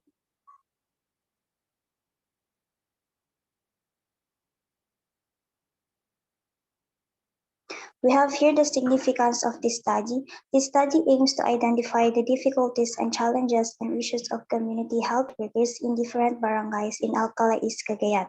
The concepts and findings incorporated in this study are specifically beneficial to the following. We have the results of the study beneficial of community health workers. We have the researchers. We have the health professionals. We have the community members, Department of Health, non-government organizations, and future CHWs. Next slide. In the scope and the limitation, the study is delimited to A. The study will not include other barangays or regions outside Alcala East, Cagayan. The research will only focus on difficulties, challenges, and issues faced by the CHWs. It will not cover other health-related issues that may affect the community. During the data collection, the respondents will be community health workers in Alcala East, Cagayan and actively serving in their respective barangays for at least 2 years. We will not include retired for inactive CHW. We have also only one-on-one interviews will be used in this study, data gathering, and no other techniques will be used.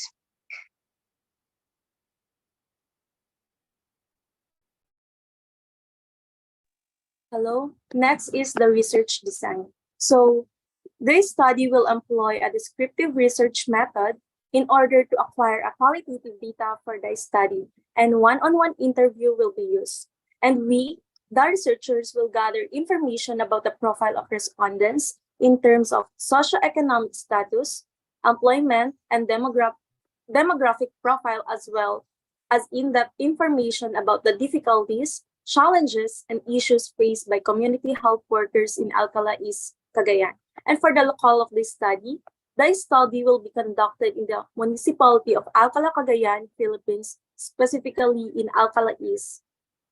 For the respondents, ay next slide po.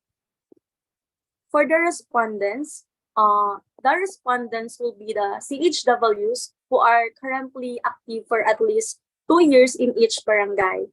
And for the sampling design, the study will involve all community health workers from the designated barangays in Alcala East, Cagayan.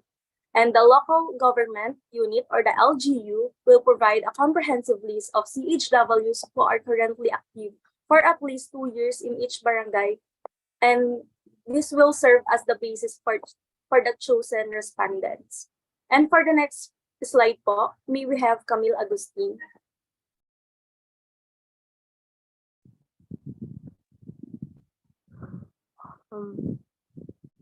For the research instrument, this study will develop a guide questionnaire to gather essential data in a one-on-one interview.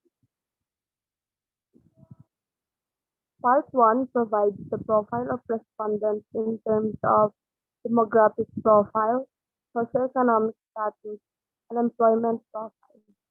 Part 2 discusses difficulties faced by community health workers in Alcala East, Cagayan.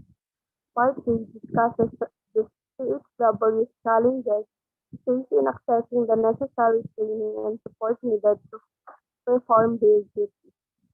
Part 4 discusses the essential issues that impact the performance and effectiveness of community health workers in Alcala East, Cagayan. Part 5, their suggestions, recommendations that will lessen their difficulties, challenges, and issues. Pataas.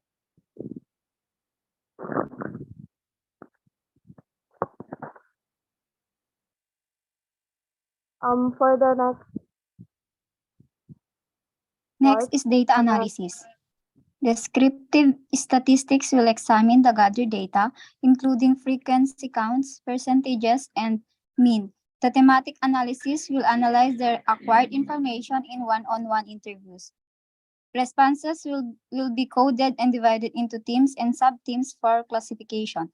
The teams and sub-teams will be identified and reported. The researchers will then analyze, evaluate, and interpret the data. That would be all po. We are now ready for your questions, recommendations, and suggestions. So may I request Dr. Julius for her recommendation? Nag-deliver kasi ako ng pagkain. Wait lang. Mag-assign kayo mag-deliver ng pagkain. Okay, so why in Alcala, guys? Because we have, yes. While waiting for Sir Julius. Why in Alcala?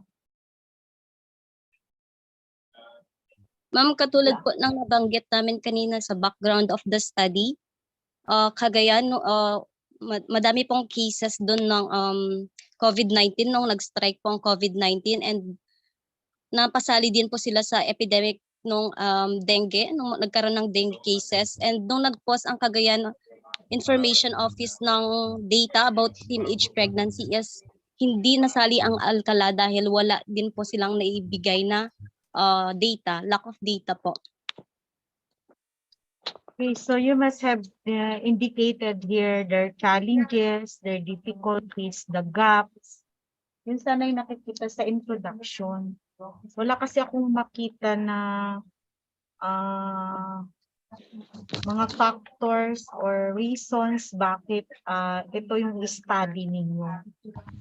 Okay, ang in-indicate nyo kasi dito is Republic Act. So okay ito, pero hindi ko makita bakit ito yung i-study nyo. No?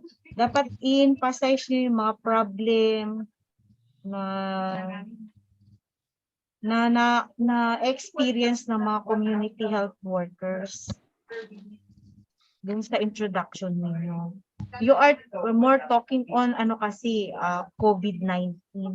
So ang ano nyo kasi is the challenges and difficulties ng community healthcare workers. So dapat yun ang mga naka-indicate doon. Okay, ano yung mga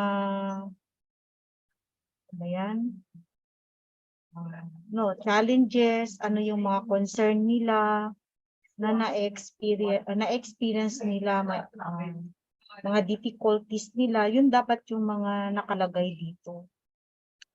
Okay? Kasi challenges and difficulties, ano ba yung mga na-experience nila doon? So yun. Then okay naman tong Republic Act 783 ninyo, pero dapat paki-paraphrase yung Republic Act 7883. Okay? Then factors, bakit may mga ganyan? Bakit may mga ganyan silang na-encounter sa places nila in Alcala? Ano ba ang mga condition na nandun? Bakit yun ang na-experience nila sa lugar na yun?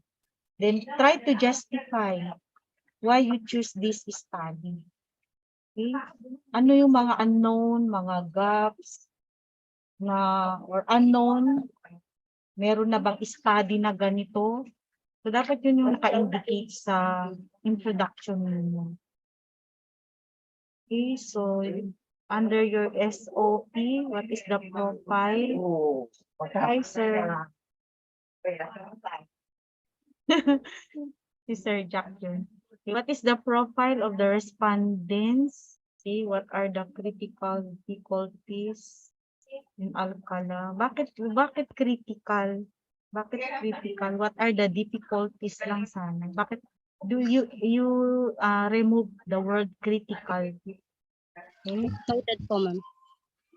What are the difficulties for communal alkalies. Hindi ko kasi narinig yung presentation nyo kanina kasi na nag-deliver ako ng pagkain. So, dapat mag-assign kayo ng sambal. So, meron pa kasi kayo dito what are essential issues. Bakit essential? Issues yun. No, ano ba talaga ang gusto nyong tumbukin dito sa study nyo? Lalo-lalo na this is a qualitative study. Qualitative ba to? Yes po, ma'am.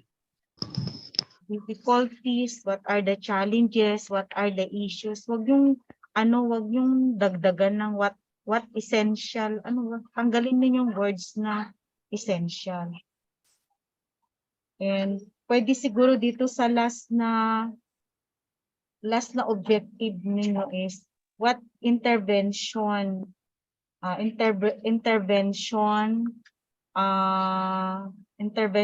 plan in order to lessen the difficulties, challenges, and issues among community health workers. So, pwede yung ganun siguro. Then, under sa conceptual framework ninyo, try to research on laws related to community health care workers with regards to their duties and responsibilities. Kasi ang inano ninyo dito is it is not related, no? You're talking about their experiences kasi ang nilalagay nyo dito, yung mga ginagawa nila. Hindi dapat, no? Ang ilagay nyo dito, related laws sa conceptual framework ninyo. Okay? Ano pa? Okay, revise your conceptual framework. Ang haba-haba. Ang conceptual framework half lang ng papel. And it is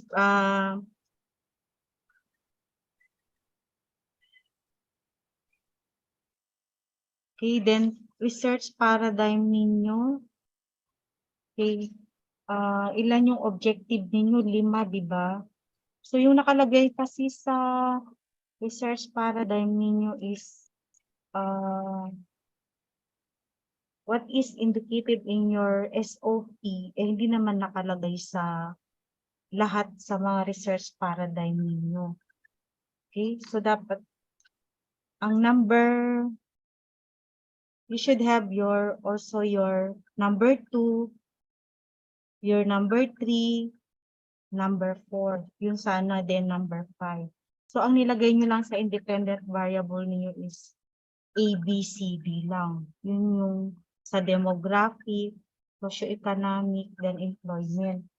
Then under dependent variables, what should be written here is your title itself. No? So difficulties, challenges, and issues of community health workers in selected barangay in Alcala, East Cagayan. So yun dapat yung naka-indicate doon sa, at saka hindi ganyan na magkadugtong yung box. Dapat meron siyang arrow. Nakita nyo ba yung present nila kanina na may isang box, then may arrow siya sa gitna pointing dependent variable. Okay? Then paki-revise yung yung statement nyo dito on your research paradigm. Mali siya. So yun yung mga pwede kong i-suggest. Then significance of the study. Okay, it should be alphabetically arranged. Remove na yung the study can help yung what will be the benefit of this study for community health workers, researchers. So ganun dapat, direct to the point dapat yung sinasabi niyo dito. Okay? Definition of terms. Okay. So ano yung mga keywords na ginamit lang sa title nyo at saka sa statement of the problem nyo. Yun lang yung indicate niyo sa definition of terms. Okay? So nakuha niyo yung mga suggestion ko. I do not know kung meron pang suggestion si Sir Julius. No? may ano kasi sila, may appointment sila. So, parang mag-isa na yata ako dito. Okay, so your related leads should be from past to present. So may nakikita ko dito, ay from present to past. So nagkahalo-halo kasi siya. Then paraphrase yung RRL ninyo. So kung meron kayong 2022 na RRL, so dapat ang sequence niya is 2022, 2021, 2020, 2019. So it should only be 5 years back ang RRL ninyo. Then wag yung in toto na kopyahin lahat. No? Kunin nyo lang yung dapat yung kukunin doon kasi meron pa dyan nakalagay.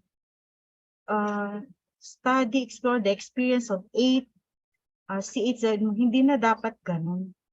No? Ano lang yung statement related to your study. Okay? So if possible hanggang 2019 lang yung RRL niyo. Meron pa kayo dito 2012.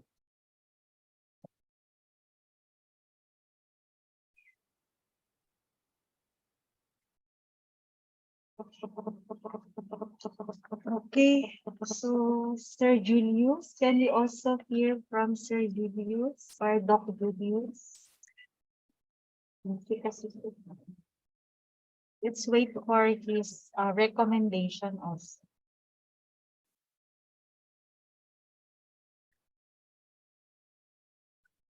Doc Julius. Okay. Dalawa na lang yung Community health workers.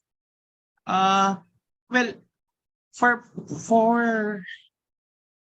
yung CHWs mo refer to the barangay health workers, right? Yes, Doc. Correct? Hello, asan ba to? Yung definition Ito of mga bata. terms Can you open nila, your cameras? healthcare providers who live in the community. Sabi nila sa definition of terms nila, Doc. So it's not the BHWs. Oo, Doc. Kasi healthcare providers, sabi niya. Correct. Eh. Where are can you understand us here? So will you choose the community health workers or the BHWs? Because community healthcare workers constitute of nutritionists, yung antag dito, barangay nutrition scholar, the midwife, correct, the nurse in charge, the BHWs. Yan. Yan yung mga community health workers mo. It's not referring to the BHWs, another story.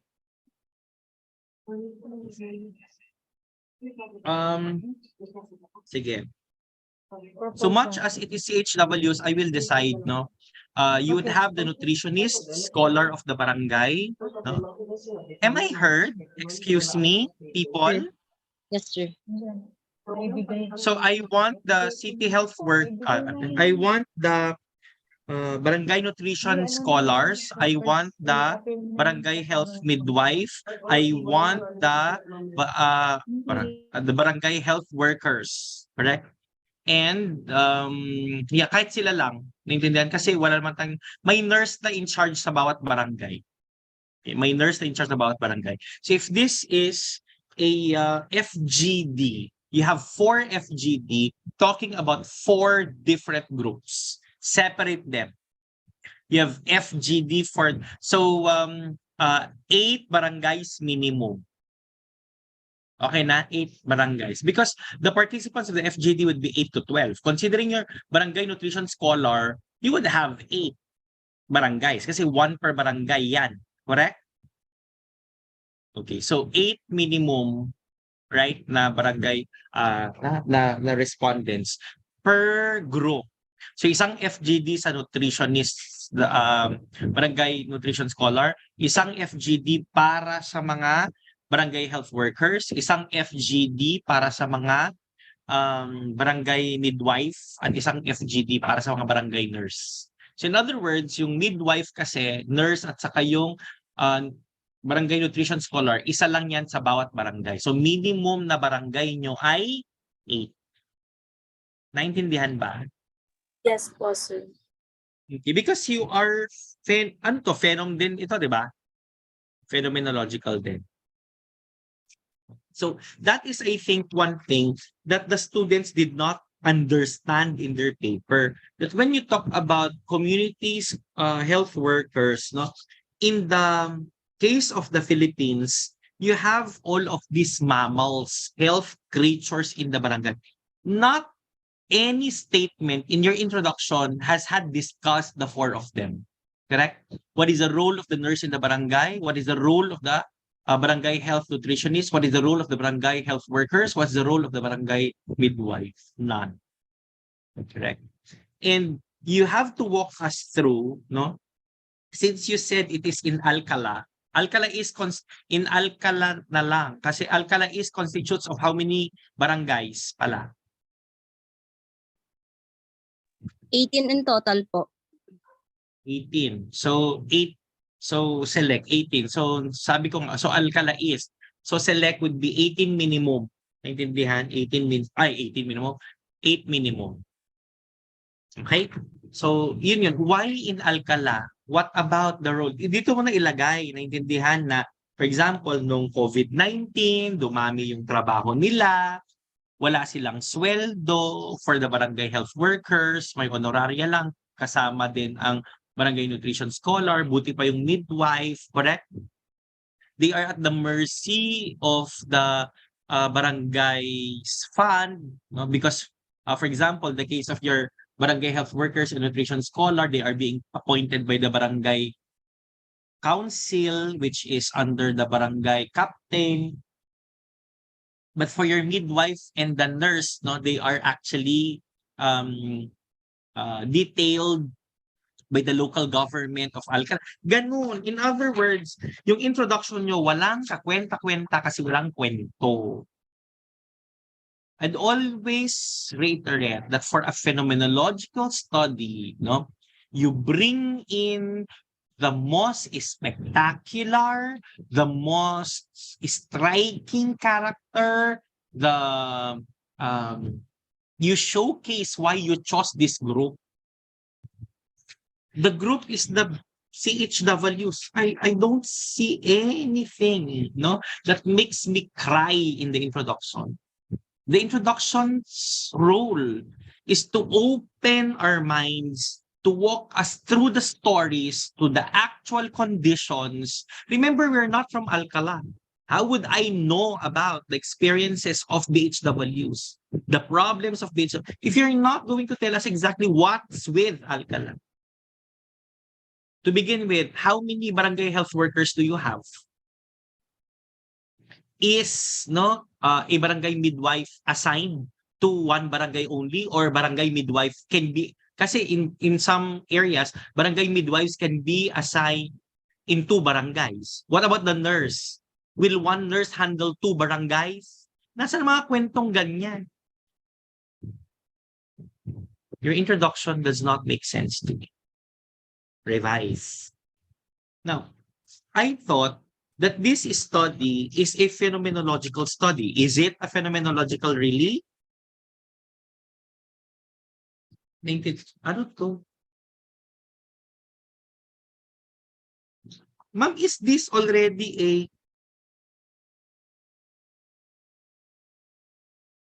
ano to? Anong research design nyo?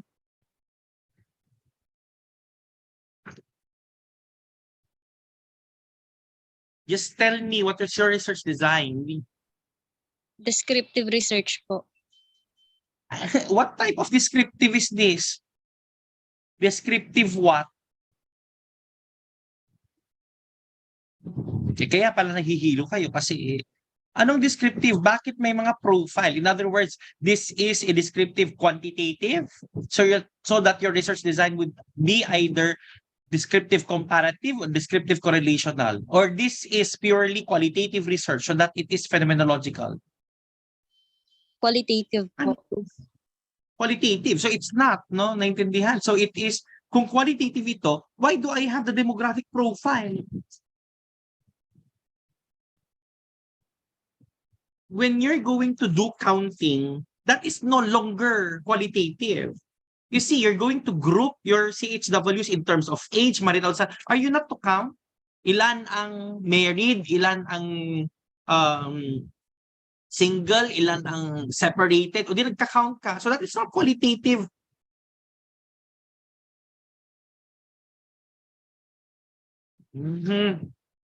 Mali. So this is wrong. Ang qualitative, you look at groups, I think groups 2 and 3. You're group 4? Group 5 Presenter 4, right? Group 5. Hello? Group 5 po, sir. This is presenter number. Ma'am V, this is presenter number 4? I think so. Kasi ang presenter number 2 ay yung garbage collectors. Ang number 3 yung mothers no na at the menopausal age na nanganak, correct? So this is presenter number 4. So presenter number 4, I would like you to drop no the entire of this thing. You review the paper, you come see me after you have seen the works of number 2 and number 3, because based on your design and based on everything that I see here, it is wrong.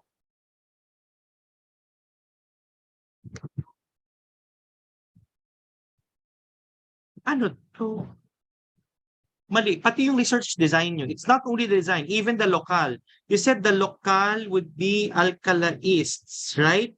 And then, if that is your local of the study, Ma'am V, they didn't make mention really of the CHWs. Ilan kasi ang barangay health workers sa bawat barangay? 18, for example, di ba? You have to select already.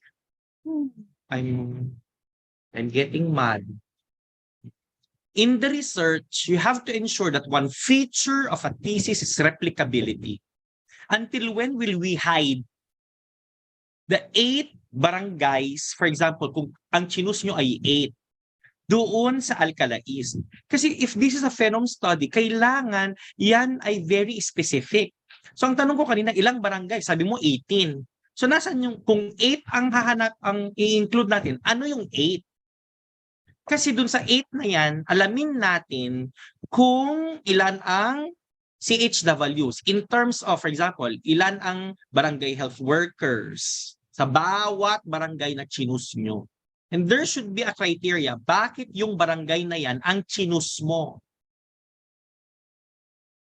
Kasi nga, pag descriptive, qualitative phenomenology in particular, ito, very distinct yung very distinct yung character ng lokal at saka yung mga tao na kinukuha mo. So the entire of this thing is wrong if this is the case. So Ma'am Vilma, in suspending this group, let them base their work with that of group 2 and 3. They come see me if they are done with it. We proceed with the next thing. Sige, Doc. Sige, Doc. Okay, can we proceed to the next group?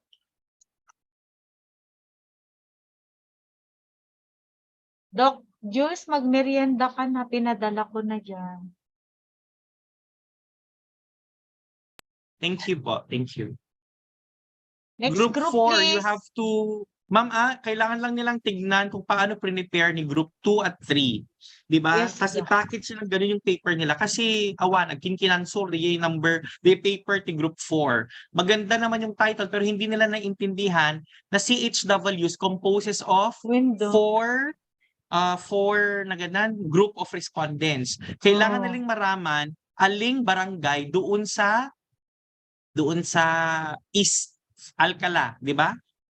Katulad nung kanina, sabi natin, the entire of Tugigaraw. So wala silang problema.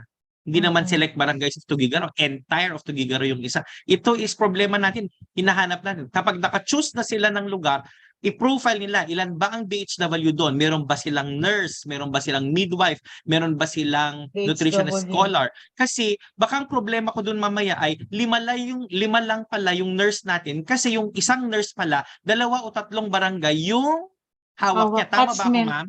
When, Doc? Ganun, di ba? Even for the midwife, midwife, more or less pati midwife. 5,000. Oo. Kaya nga, dapat as much as possible, kunin nila yung barangay na merong assigned talaga na nurse, merong assigned na midwife na iba, naintindihan, dun sa mga naka-assign sa ibang barangays. Otherwise, we won't get the minimum of the number of respondents we have, which is 8. Okay. You please let them realize that, okay? I always reiterate, no? The tool of a public health worker is research. Ito ang forte nyo, no? Ito ang forte natin, community health. And then magaling dapat tayo sa research. And we are teaching you how to do it, and therefore, no, we need to value the inputs of everyone. Okay.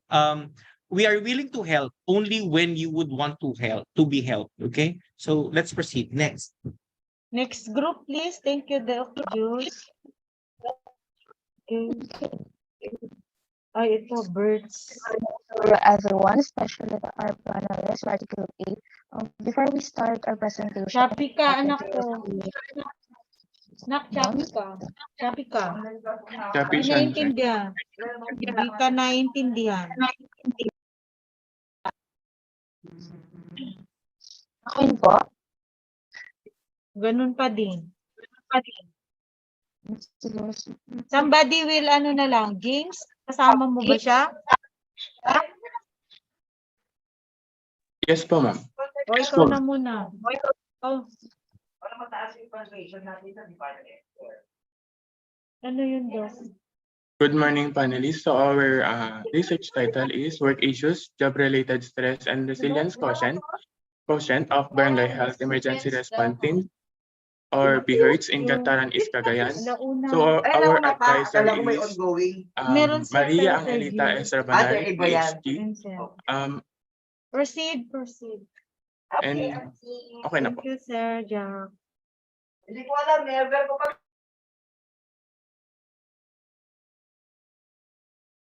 Go ahead, please.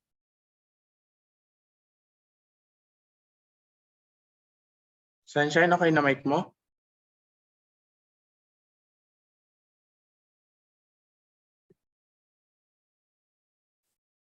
Hindi ata okay ang mic niya. Isahan na natin kasi yung oras ko ay I have to see the president after this. Okay.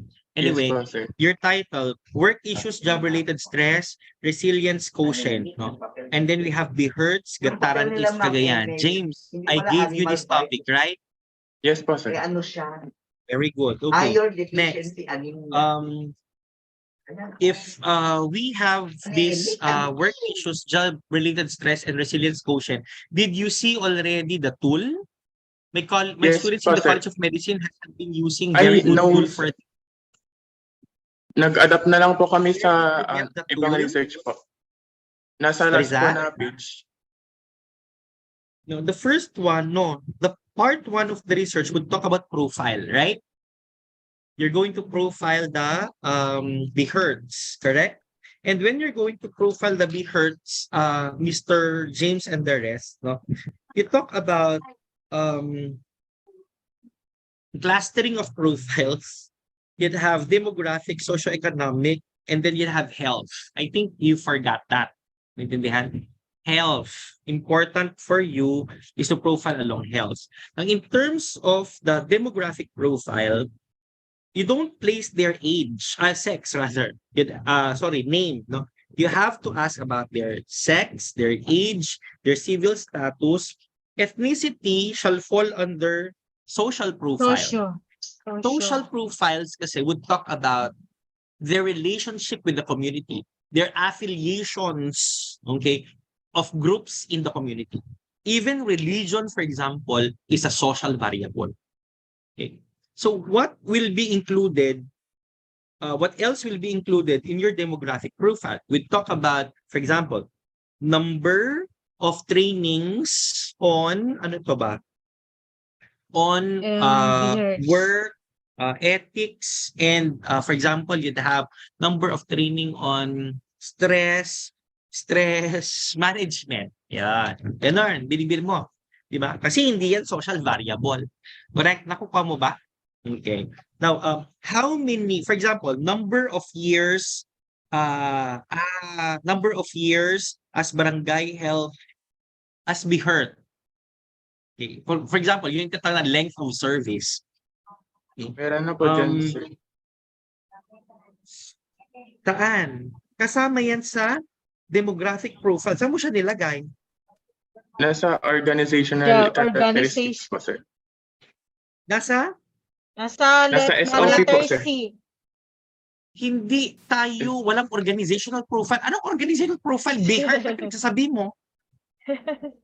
Bakit? Ano ba ito? UNICEF, World Health Organization? Hindi naman. Right? So, you recluster the profile, demographic, socioeconomic, and then you'd have your health. Those that you were like, those which I was telling a while back belongs to still the demographic profile. Length of service, for example, is a demographic profile. What else?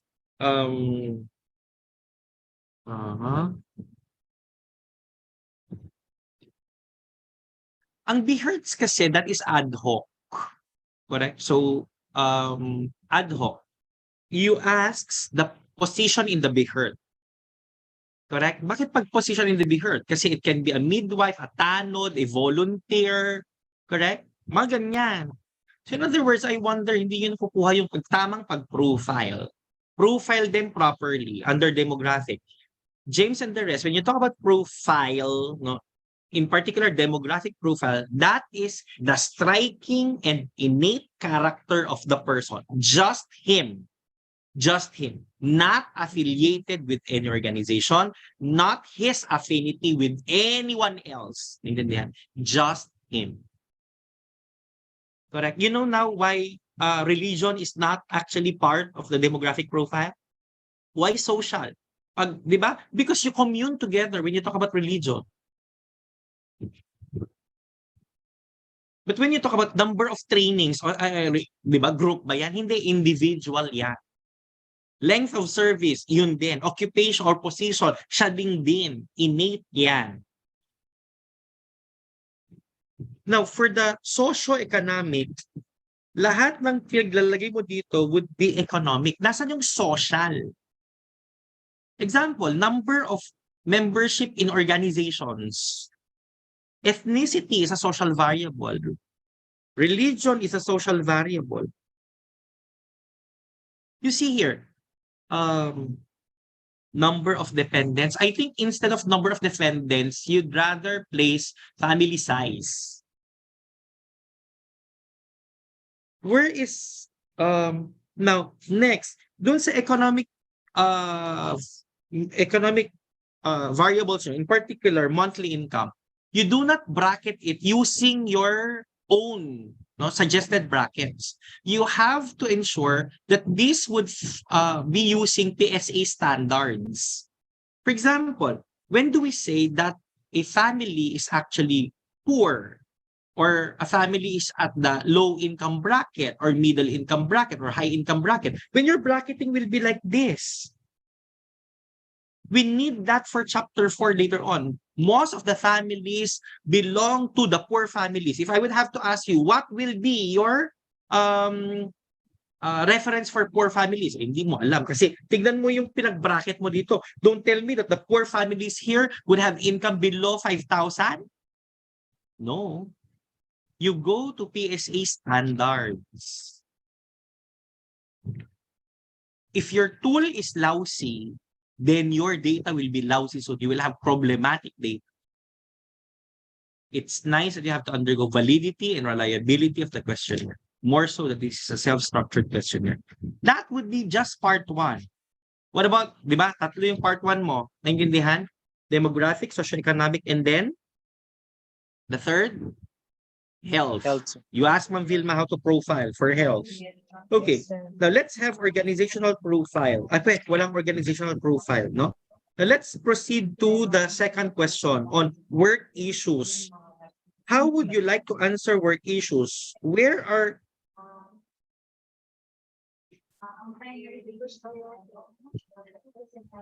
You look at your questionnaires for work issues, in particular number 3. I have to work as hard as I can. Is this a work issue? I want that the work issue will be categorized. For example, letter A, no? Salary and fringe benefit. Yun muna. Okay? Correct. Number 2 would be hazards. Nakukuha nyo ba, James? Pag hazard, for example, pupunta ako sa community, maraming aso. O, di ba? O, malayo. Under the heat of the sun, kailangan kong gawin. Mga ganyan. O, what else? You would have organizational dynamics. I can't work well with these other BHWs because they are all chismosa, for instance. Okay. Himayin nyo. Ayoko ng ganito. This is not research. No? So that would be number 2. The second part of the research will be work issues. Correct? You cluster the work issues. James, I need you to cluster the work issues. So we will have questions for the health issues. Number 3 would be on job-related stress. Nasaan yung question sa job-related stress? Nandyan pa sa paper, sir. Nasa last po ata. We're Nilagay here. po Nakita namin nyo na yung- kung bakit? We're here. Wala kasing, di siya Magkakaiba kaya. Kaya part 1, part 2, part 3, part 4. Where did you get this questionnaire for your related stress?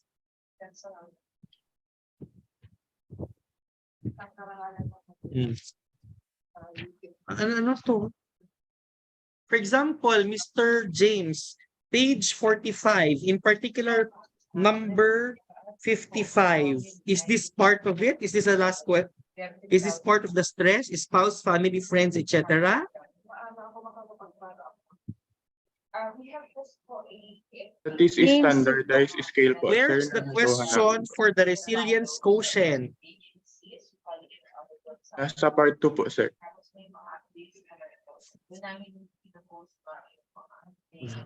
Nasaan ito? Anong number? In other words, wrong. The entire of the questionnaire is wrong. Wala kasi siyang label, Doc. Kung ano yun. The only problem I have pa is when you do resilience quotient, is it not that there are computations? Do you know how to compute for the resilience quotient and interpret the result the moment you have had computed? James, sagot. Sir, meron po Vince. kami na ano po.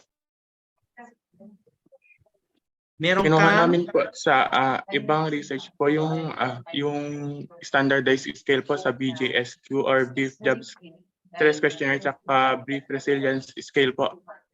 So meron siyang 5 Likert point scale po. Meron dito I yung know that there's 5-point, anak, but you look into your data analysis, page 28. How will you compute for that? You look at page 28 under your data analysis. When you say resilience quotient, meron yan categories. Yung resilience quotient, itetest mo sila. There is a questionnaire, correct? And then from their questionnaire, individually, you will have to analyze kung ano yung resilience quotient nila. Tama ba? So paano mo yun i-compute kung anong level ang resilience quotient niya? Wala naman sa data analysis mo yun. Paano yan? Pati yung job-related stress mo. Ano to? How?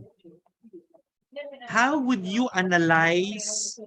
Kasi I'm sure yung work issues mo 5-point Likert scale. Naintindihan? So in other words, mean or Vince ranking. Mean or ranking yan. Para sabihin mo, alin dito ang mga ang work issues niya kapag nag-group siya, mas mataas ba ang mean kapag pag fringe benefits, mas issue ba nila or yung salary nila, no?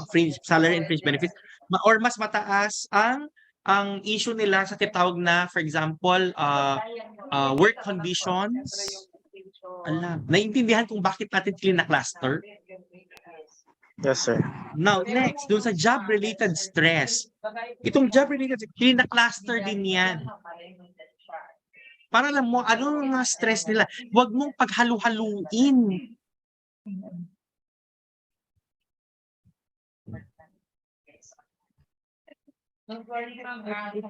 Where's your SOP?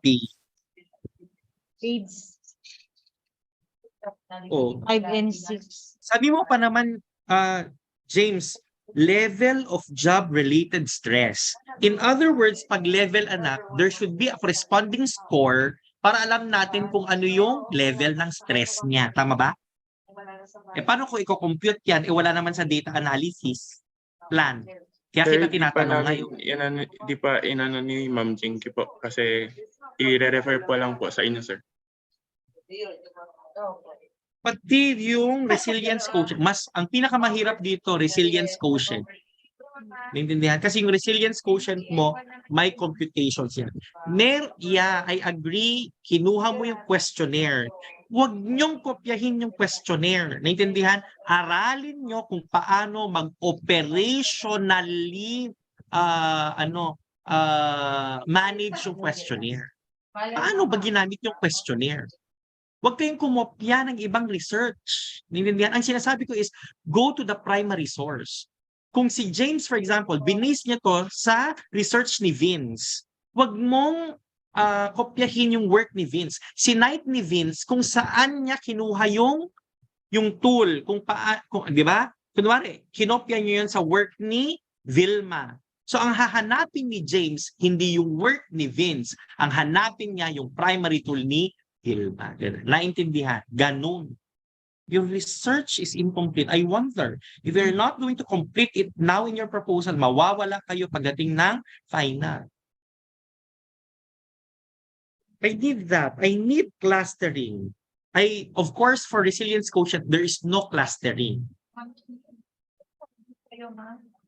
Revise your, hindi naman siya revise, actually improve your SOs.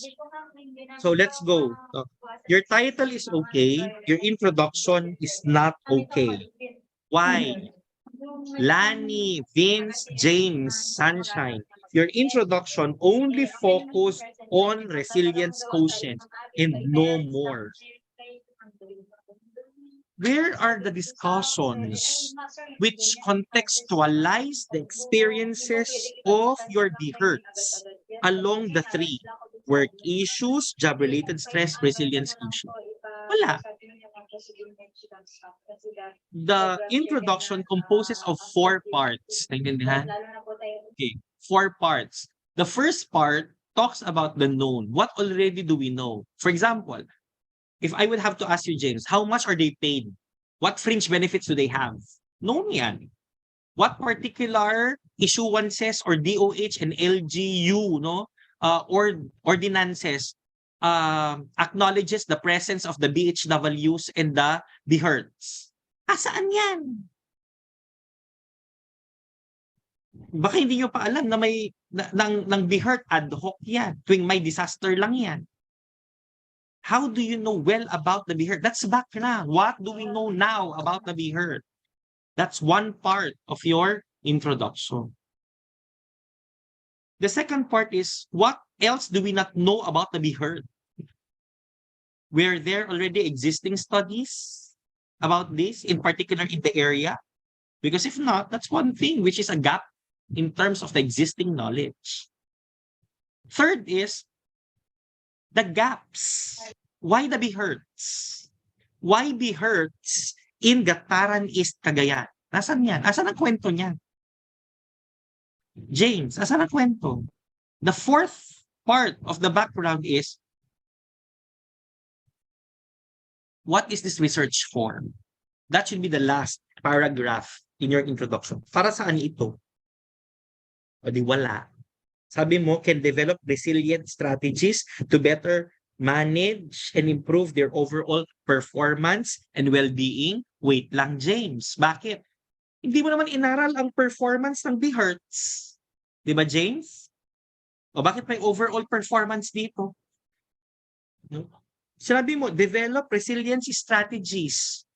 Bakit? Meron ba doon sa objectives mo ang intervention plan to improve stress management among BHERTs? Mukhang nananaginip.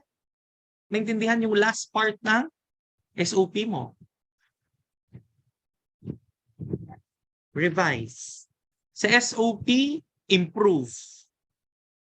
There are only 3 profile variables, clusters, but please make sure that the specific variables per cluster are valid. Demographic, socioeconomic, and health. Common work issues would be clustered again. Naintindihan? Correct? James, did you get that? Magbasa kasi kayo ng RRL. Example ng cluster ay salary and fringe benefits. Work environment is another. Third would be work hazards. No? Fourth would be bahala ka na kung ano pang cluster yan. Wag nyo kasing gawing chop suey. Number 3, level of job-related stress. When you talk about level of job-related stress, himayin mo per job. Ano ba yung trabaho kasi ng BHERT? Correct? I-group mo sila together. Katulad ng katulong, Number 1, ang paglilinis. O anong questions mo sa paglilinis? Number 2, paglalaba. Anong questions mo sa paglalaba? Number 3, pagluluto. Maintindihan? Huwag niyo pagsama-samahin. Kaya yung questionnaire niyo warta kasi nga hindi niyo siya cluster. Yung resilience quotient stand-alone yan. Wala ka na magagawa dyan. Yan ang standard tool. Stand-alone. Wala siyang clustering. Number 5, is there a significant difference? Number 5 is wrong.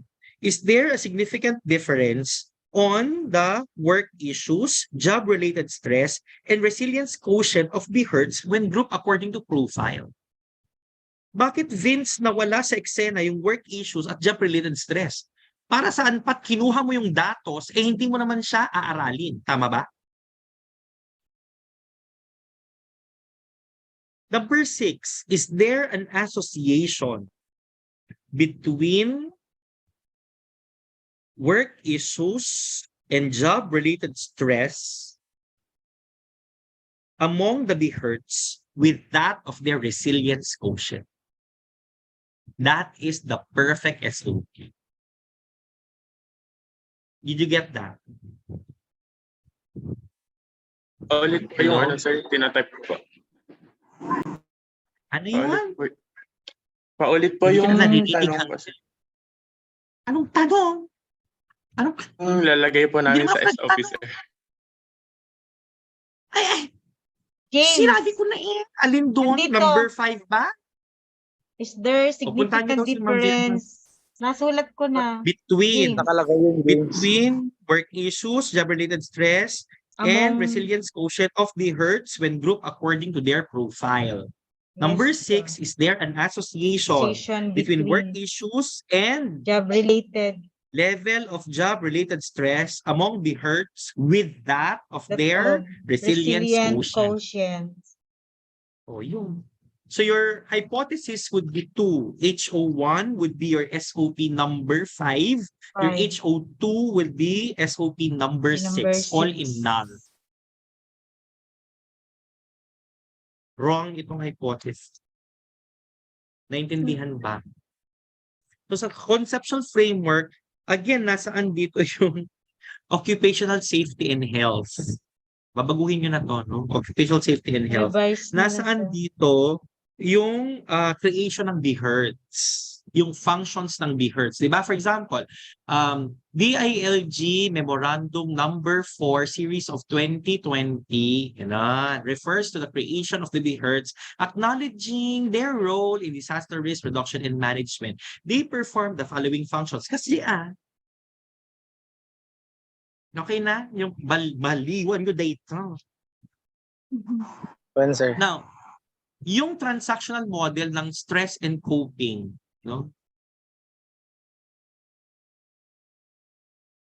wait lang. Mali, Ma'am V, ito na yung hinahanap mong transactional model, yung coping mechanism kanina. Kanina may coping mechanism, ma'am, yung number 2. Ito yung pwede sa kanila kasi may coping mechanism. James, Vince, Lani, hindi pwede ang transactional model sa inyo. Bakit? Wala naman kayong tinanong about coping strategies. Naman. Otherwise, palitan natin yung paper nyo. Gusto nyo? iakma natin dyan sa conceptual framework. Nag-study ba tayo ng coping? Nag-study ba tayo ng health and well-being? Was naman. Wrong, ma'am. Ma'am Vilma, i-recommend mo yung transactional model of stress. Transactional model, naintindihan doon sa isa. Hindi di-teach. Transactional, yes, sir. Ma'am, your paradigm, mga anak, is wrong. You look at your SOP. Bakit? May intervention plan ba? Basahin mo yung SOP mo. Ano yung last? Association lang, di ba?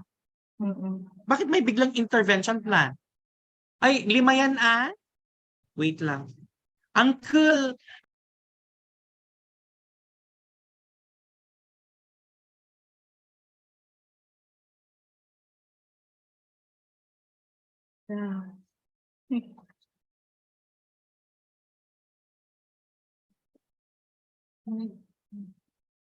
Nakuha nyo yung sinabi niya daming revision. Yes, ma'am. Ano kayo sa yung BSPH, yung function, yung creation, then occupational health. Meron yan, may mga administrative order, ganon. Yun dapat yung nakalagay sa conceptual framework.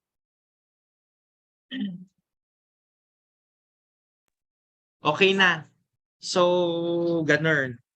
IVDV lang ito. If that is your SOP, bagkus kung sasabihin nila, Ma'am Vin, na may intervention plan pa, which is your SOP number 7.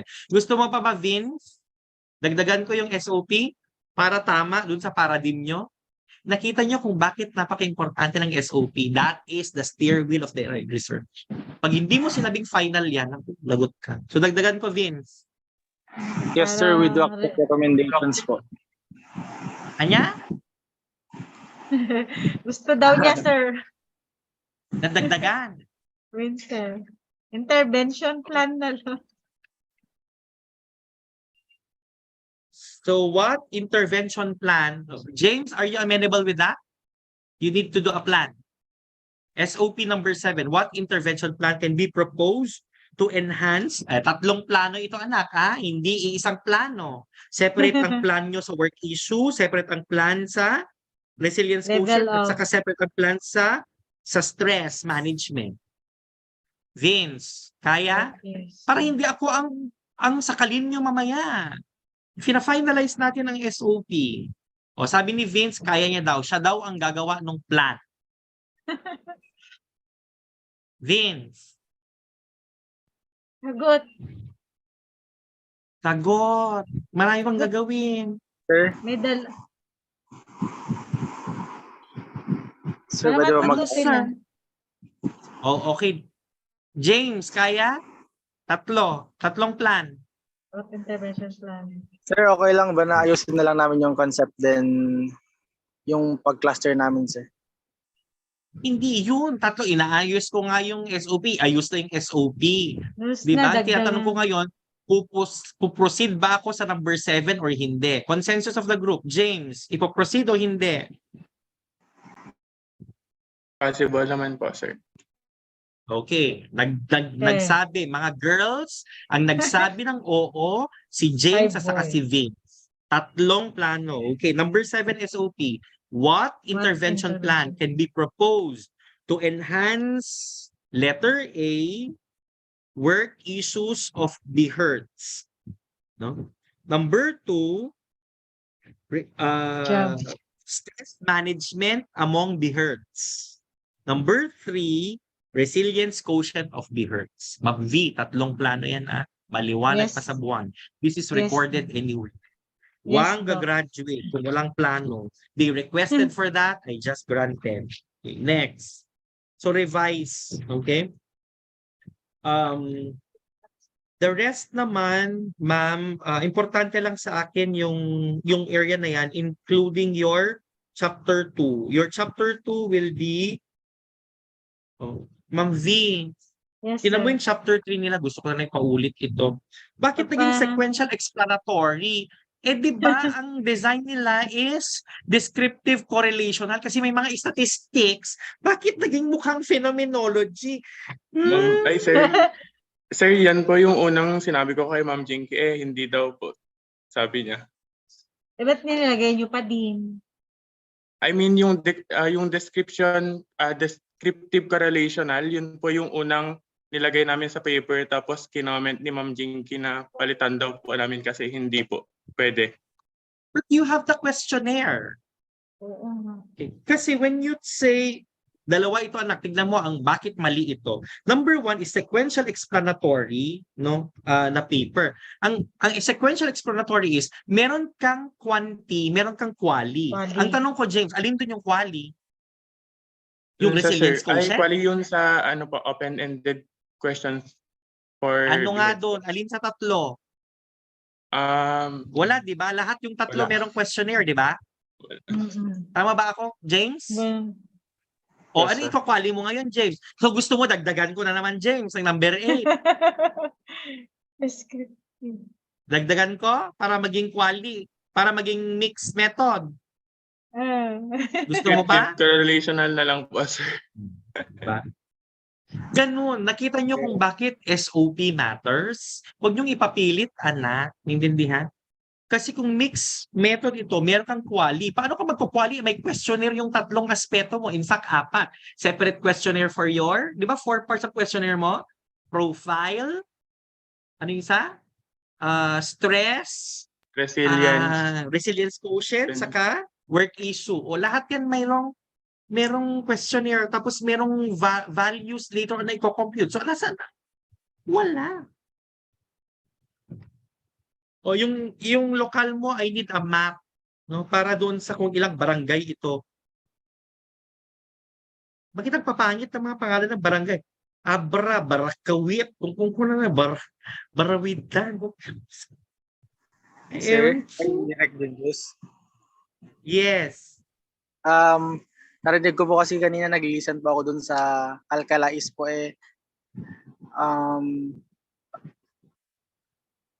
pwede ko po kunin yung opinion nyo dun sa 30 barangay po na target po namin. 36 barangays specifically 36. po. Ano ba ito? Dehertz? Marami ang dehertz. So in other words, wag 36 select lang ito. Yung BHWs kasi ang konti. Naintindihan? Kaya as much as possible, marami silang mga barangays. Yung BHERT kasi sa isang barangay, nako, merong 20 BHERT yan. Kasi tandaan niyo, yung BHERT talks of BHWs, barangay tanods, di ba? Mga ganyan. Marami ito. May volunteers, may sanidad, madami yan. Kaya nga, isa sa mga profile variable niyo, James, would be position in the BHERT. Correct? Yes, So sir. anong nilalabi mo, Vince? Gusto mo buong Pilipinas? Hindi, okay sir. Na yun. That's why, yes. Select barangays. Alin dun ang kukunin mo? Kayo ang magsasabi kasi paper nyo. Sabihin nyo, isang barangay lang wrong. Naintindihan? I need Sir, at least 100 respondents. So perhaps 5 barangays can do. Sampling size po, sir. 5 barangays can do. And then you compute for the sample size na lang. Naintindihan? Per barangay. Naintindihan? Okay na? Yes po, sir. Nasa sa Kung akin hindi naman, po yung formula. Meron na din po yung data from barangay po. O sige, James, kausapin mo lang si Vince, talasing ata siya. Hindi niya alam yung sinasabi niya sa akin. Mag-usap kayo. Okay? Sir, would it be okay na, sir, baguhin yung chapter 3. Naintindihan nyo na, James? Sunshine? Lani? Baguhin yung chapter 3. Maganda yung paper. Ang foul lang yung SOP. Kaya, tsaka na lahat. Naintindihan from chapter 3 until yung question. Okay? Next. Next group na tayo. Thank you, sir. Thank you. Next group, please. Yes, sir.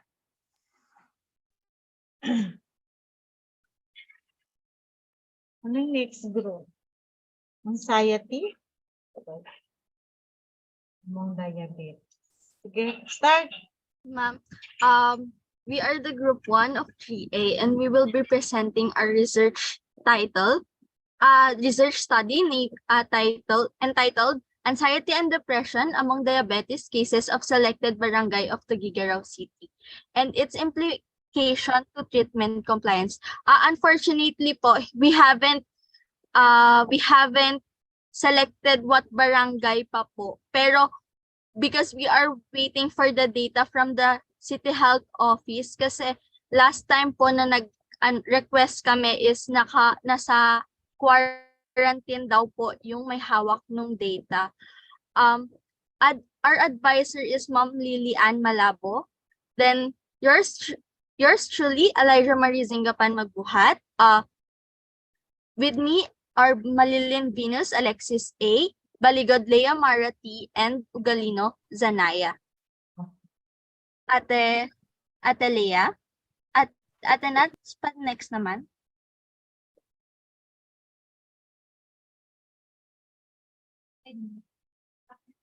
So for the background of the study, according to the Centers for Disease Control, anxiety and depression is an individual worsen the clinical prognosis of diabetes, increase non-compliance to medical treatment, decrease the perceived quality of life, and increase mortality rates. However, the multidisciplinary medicational information network, patients with anxiety and depression are 3 times more likely to not complain about medical treatment than those who are not suffering from anxiety and depression.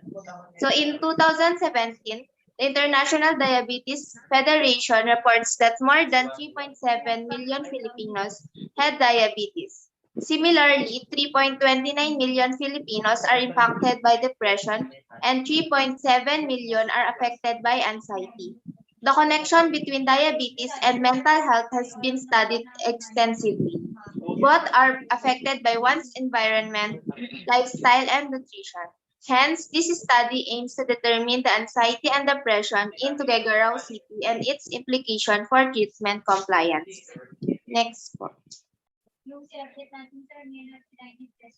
So for the statement of the problem, generally the purpose of this study is to determine the correlation of diabetes, anxiety, and depression to the compliance of treatment of the selected barangays of Tuguegarao City. So specifically, this study attempts to answer the following question. So number 1, what is the profile of respondents in terms of A, demographic, B, socioeconomic status, clinical profile, lifestyle, and health-seeking behavior. Number 2, what is the anxiety score of the respondent? Number 3, what is the depression score of the respondent? Number 4, how long does the respondent take maintenance on diabetes mellitus? Are they consistent in taking? Number 5, significant differences between scores of anxiety and depression when the group is according to the profile variables. Number 6, is there a significant relationship between anxiety and compliance with diabetes medication? And lastly, is there a significant relationship between depression and compliance with diabetes medication? So for the next part of the slide po, may we have Lea Mara Baligod. Mga? Yung lahat ng hawak niya, ganito mo pinabalik niya daw. Kasi, wala daw label, ma'am. Kaya wala daw siyang hawak na manuscript. anong label? Kumbaga, first presenter number 1. Pero ma'am, wala na sa kanya. Patients with diabetes are Sabihin more mo sa, ay paano? to suffer from anxiety and depression, Bumalik dito mo. and the general population Balik niya daw, is ma'am. something tanungin niyo sa clerks niya. healthcare, medical Kasi treatment, sabi ko kasi alauna yung dali. complications, socioeconomic status, family status, obesity, smoking habits, physical activity, and sedentary life. Both diabetes and anxiety depression are associated with premature morbidity and mortality. In this study, the theoretical model used is systematic approach using the IVDD model. For the independent variable, we have here the profile, level of anxiety, and level of depression. And for the dependent variable, we have compliance to treatment.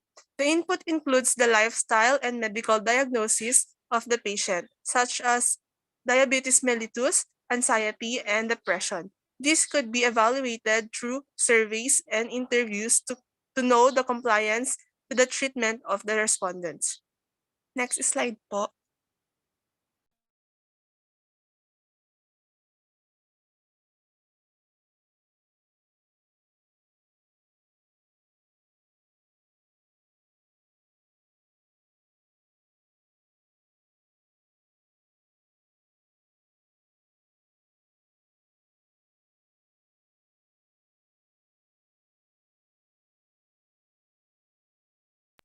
Ate Lea?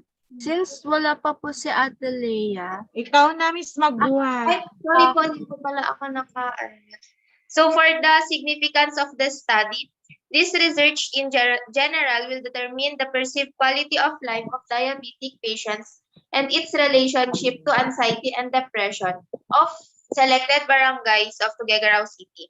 So the study is significant to the local government unit, Department of Health, diabetic patients, medical practitioners, educators, and future researchers. Next po.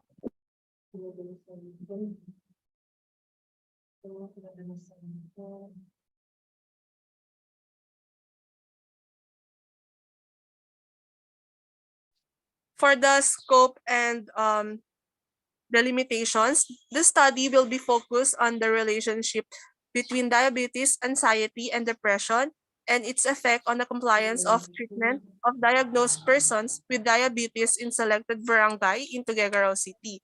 Natividad Diabetes Self-Management Question 2013 and thus negative 42 will be used to determine the correlation of diabetes to depression and anxiety to the compliance of treatment. The researcher will be conducting the study on the top 5 barangay of Tuguegarao City with the highest cases of diabetes mellitus. The inclusion criteria will be people who are diagnosed with diabetes at the ages of 30 to 60 years old, who are currently residing at the selected barangay of Tuguegarao City. The exclusion criteria will be the people who are diagnosed with diabetes at the ages of below 20 and above 60 years old. This also excludes those who have disabilities that could hinder them to participate in research. Next slide po. So for our methodology, we would for our research design, this study will use the correlational descriptive method of research to assess the relationship of diabetes mellitus with anxiety and depression according to its level of DAS42 true questionnaires. And for our locale, this study will be conducted at 5 different barangays of Tuguegarao City. The locale will be chosen because of the presence of diabetes mellitus and the number of the cases in the said barangays.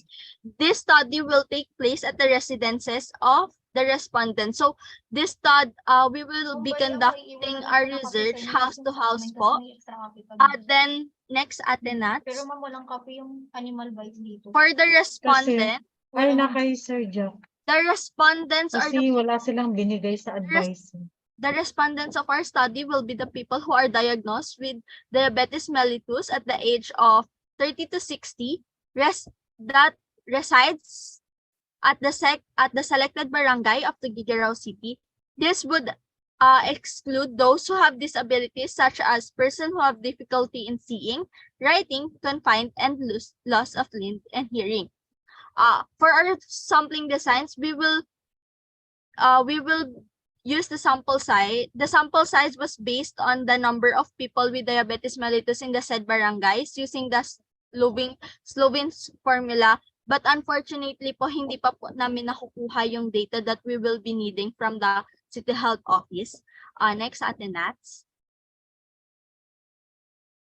So for our research instruments, the rationale for developing the questionnaire was generated from Natividad Diabetes Self-Management Questionnaire of the year 2013 and thus negative 42.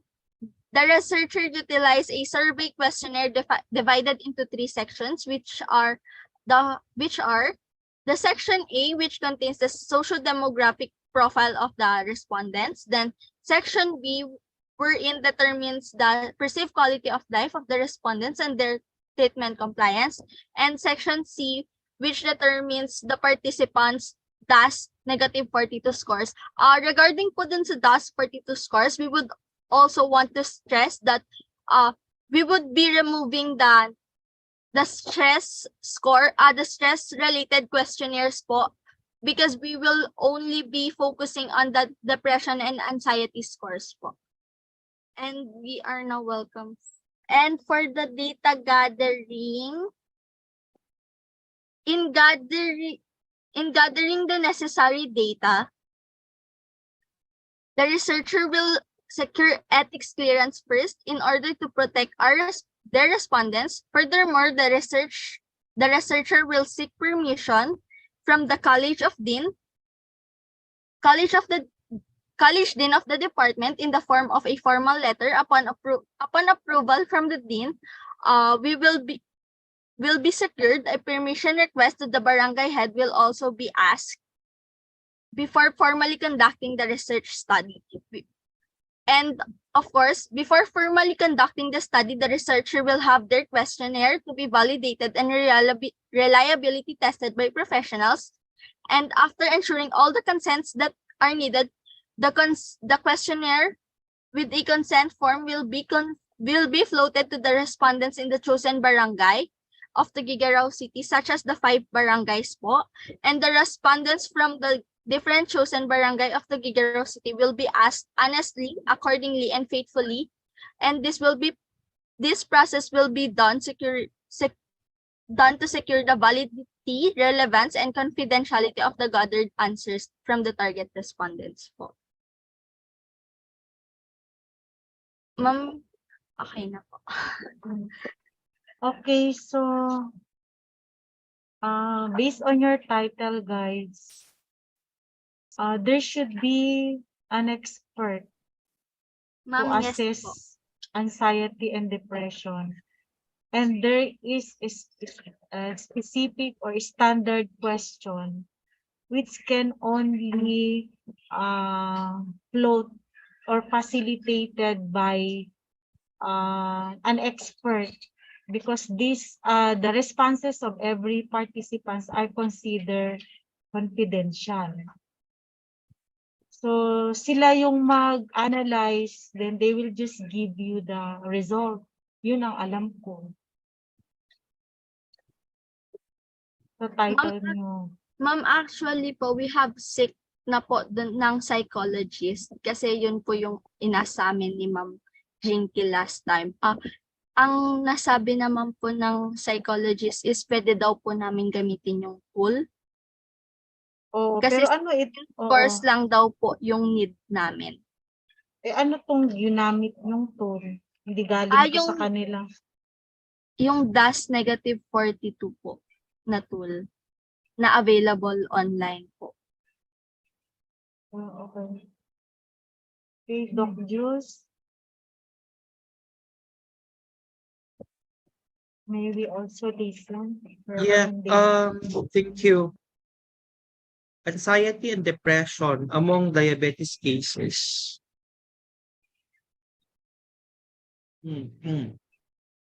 Emotional. So ano to? Bale, emotional.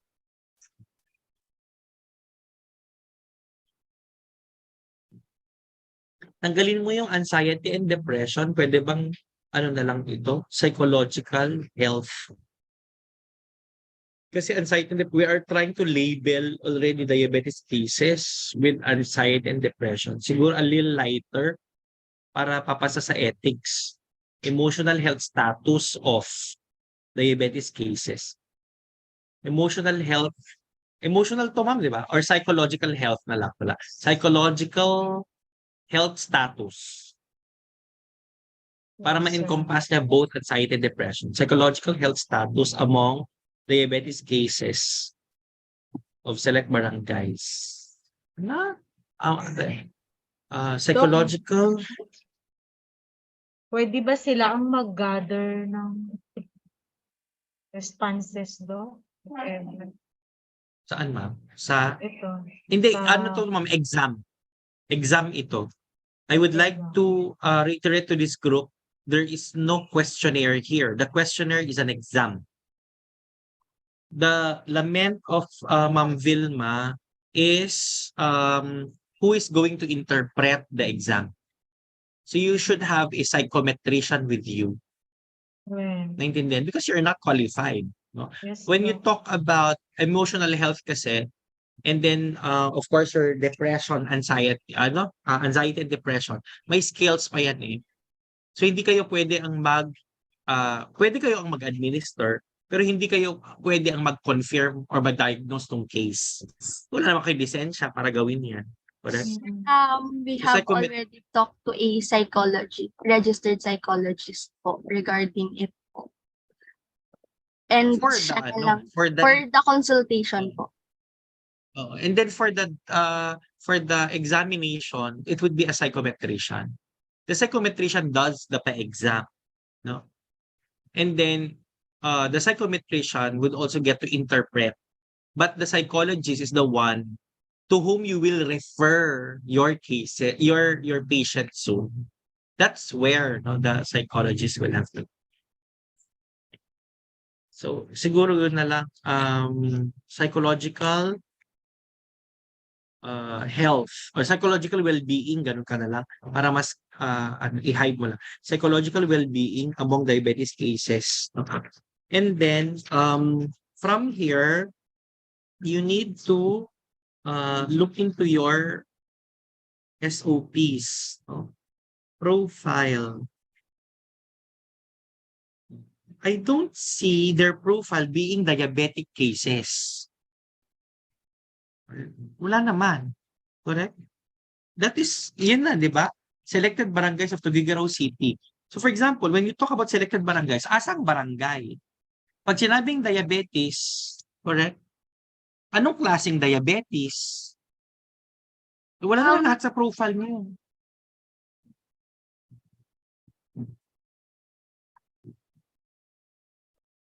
Anong klaseng diabetes ito? DM1, DM2? Sir, both DM1 and DM2 po. Nasaan yung type? Paano mo malalaman dyan ngayon sa profile mo kung DM1 or DM2? It does not talk of any of the variables there that does not asks that. Yun yung pinaka-importante. Tanungin mo, nasaan kurok siya. Sabi mo, ay, saang barangay siya, di ba? Select barangays. Kamo, anong barangay siya? Where will they label kung saang barangay sila? Kasi magka-cluster sampling ka pa.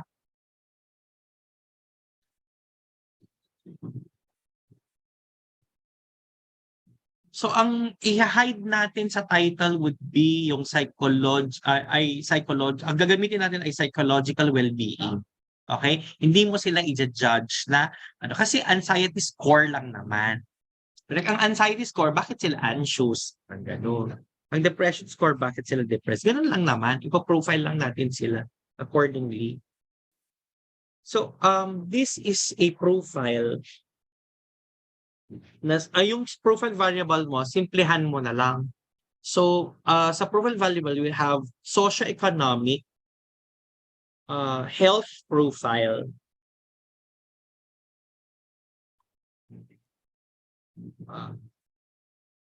vices and lifestyle dapat yan. Vices and lifestyle. And then health-seeking behavior. Yung health-seeking behavior mo, hindi ganyan yung pag-profile dyan. Basahin mo yung ibang mga papers dati. Pag health-seeking behavior would include personnel consulted for medical issues, facilities visited for health concerns, frequency of visit for medical concerns, mga ganun. Platforms utilized for health consultations. Ganun yung health-seeking behavior. And then yung anxiety score sa depression score, pwede naman to. Basta, sabi ko nga, sila naman ay nasa tamang edad na. Hindi 18 and above. This would be, actually, yung mga cases, for example, sa medicine, 21. Naintindihan? 21 and above. Kasi sila yung nire-resetahan na, naiintindihan, kahit walang mga parents consent. 21 and above the cases. Siguro i-limit nyo din, 21 and above kasi pwede rin ang 83, meron din siyang diabetes. At chances are, pag mas matanda siya, meron siyang anxiety and depression. So 21 and above. Next would be yung number 4 nyo, how long did the respondents take? Ano na yan, di ba? Take maintenance. In fact, dapat kasama yan sa profile. Right? So baguhin niyo yung profile nyo. Your profile is wrong. Okay, profiling is wrong. Ang number 3 nyo sana dyan ay, tama yun, no? Is there a significant difference? Actually, bigla kayong may compliance to medications sa number 6. Anyway, ang number 4 nyo, tanggalin nyo yung number 4 dito, no? Ang number 4 nyo is there a significant difference between anxiety and depression scores of the respondents when grouped according to profile. Correct? Okay. Hindi nyo sinasabi kung anxiety or depressed siya. Ang sinasabi ay, ang isang DM na pasyente, may test siya for anxiety at may test siya ng depression. Di ba? Ganon. Hindi natin sasabihin na, ay, anxious siya, ay, depressed siya. Hindi. Lahat sila magtitake ng exam. Kung ito yung level niya sa anxiety, ano naman ang level niya sa depression? Magkaiba yan. Tama ba? Kaya nga, is there a significant difference on the anxiety and depression scores when grouped according to profile? Okay. That is your number 4. Number 6, no? Wala naman tayong compliance to medications. Correct? Bakit ganon? Bakit may biglang compliance to medications tayo sa number 6? Wala naman tayong compliance sa medications sa SOP. So gusto yung ilagay yung compliance to medications niya?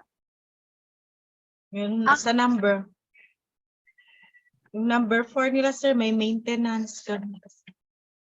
Saan number 4? But how long does the respondent take maintenance?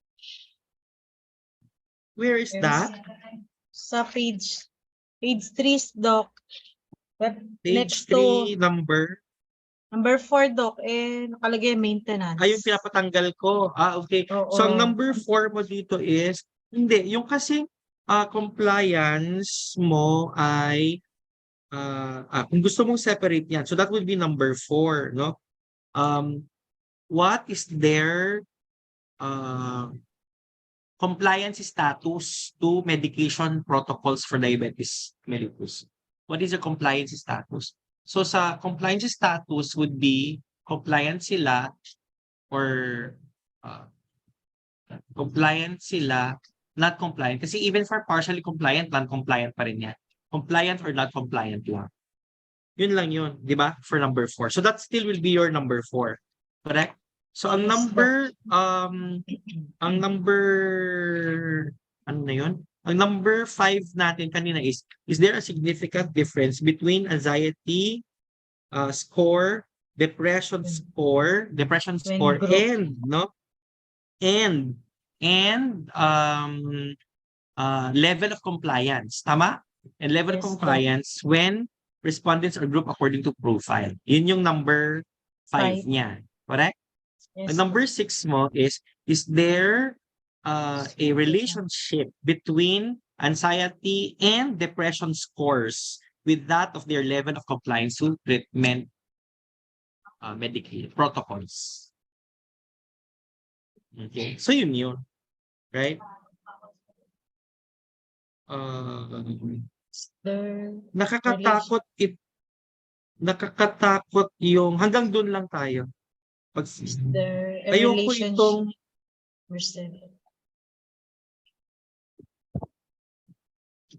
your original 6 and 7 will be considered 1.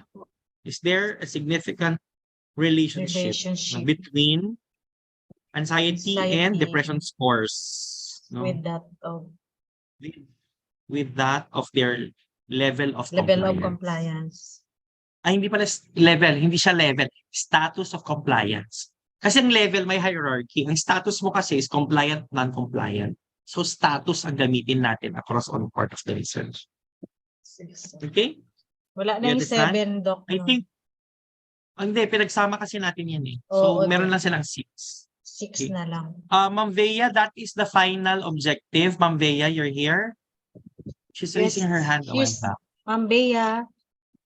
Yes, Hello Doc. po. Ma'am Vea, that is the final SOP and the final title. Kindly input no doon sa ibang parts ng research. Thank you. Yes, sir.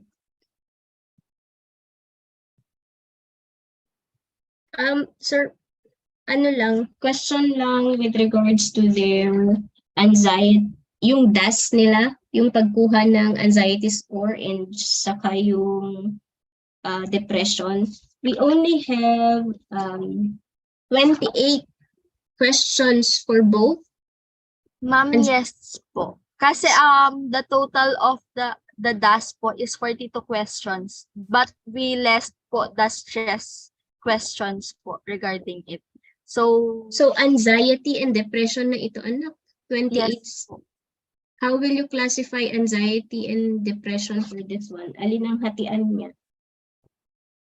Ma'am, the first 14 questions po is for anxiety po. Then the rest po is for the depression. Hindi po kasi siya pinalagay nung psychologist po, ma'am, para hindi daw po siya Yeah. Ganun talaga siya. Okay. On my Bakit part, may health coping pa dito? yun. Health coping. Sir, for the Number compliance 33. po.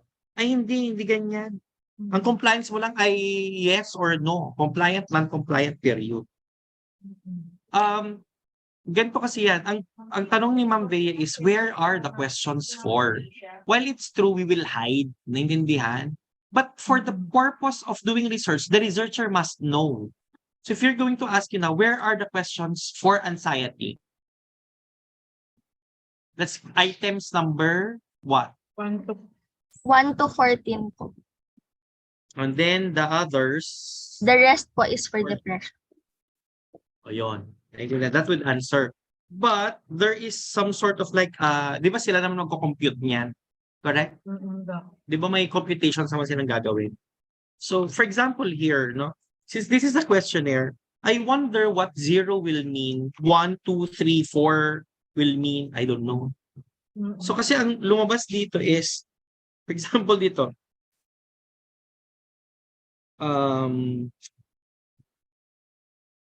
yung 1, 2, 3, 4 sa DAS mo, I couldn't seem to experience any positive feeling at all.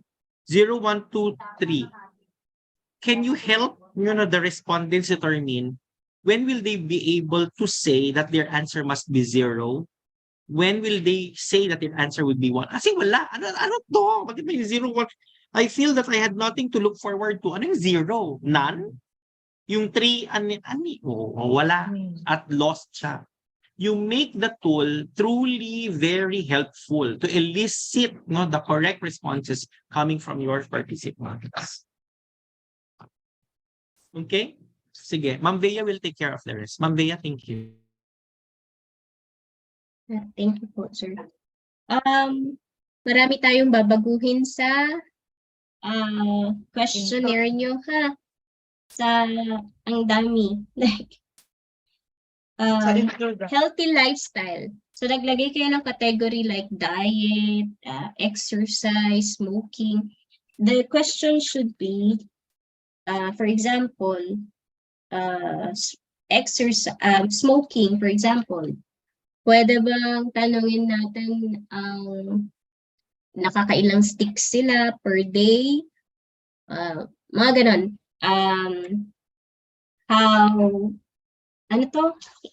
Marami tayong mga nilagay na questions na hindi naman kailangan. Nagpapahaba lang siya. Like, for example, how many times during the week do you eat away from home? Ano ibig sabihin nun? Fast food? Hindi lutong ulam? Tapos biglang sa baba, cafeteria style, fast food, buffet, sit down, restaurant. Ayusin natin ay ipapavalidate nyo pa naman ito. Delivery ng speaker. Supposedly kaya apat yun kasi one per And then, department. with the O yung kay Sir Tico yung with kahapon, the apat yan eh. coping, Apat, tatlo. health-seeking behavior Oo, kasi apat yung yan. ano ninyo, yung Apat, correct, anong apat. tawag dito? Gusto niyo Ma'am mag-MR V, sa inyo pa-mute po. or Health-seeking behavior kasi yung nakalagay sa SOP natin. So, meron tayong health-seeking behavior doon sa other researches, sabi ni Sir Julius kanina. I think there are 4 aspects of it. And yung coping na nilagay nyo dito, this is not it. Naintindihan natin dun sa healthy coping. It's not it. Okay, so tatanggalin natin yon. Tapos, dun sa adherence to medication or compliance to medication, wrong ulit itong mga to. Naintindihan? So, paano ba tayo mag-adhere into medication? Paano ba sasabihin compliant and non-compliant? Tapos, so, babaguhin natin yon. May nakalagay dito. Highlight ko lang ha. Number 6. How often do you have high blood sugar? 250 or more. Masyadong mataas. Most likely, ang mga to magsasabi ng posibleng none. Kasi nagme-medicate tong mga to eh. So, 250 or more. Pwede bang greater than ang ilagay natin sa high blood sugar would be, pwede naman na, ano siya, iba-bracket din siguro. Greater than 126 kasi yun yung yun yung diabetic na. Tapos 140, tapos 200 and greater than 200. 'Di ba? Ayan. So yung sa introduction natin, nag-comment ako dito. Medyo hindi niya na-capture yung gusto nating mangyari. Ano yung connect ng anxiety, depression sa diabetes cases. So, parang, what is your reason in taking this? Meron ba tayong cases? Like, madami bang depressed among diabetes cases? Is there a statistics that tells us na maraming diabetic patients ang may anxiety and may depression? If meron, what are these? Mga ganyan. What else? On your data analysis,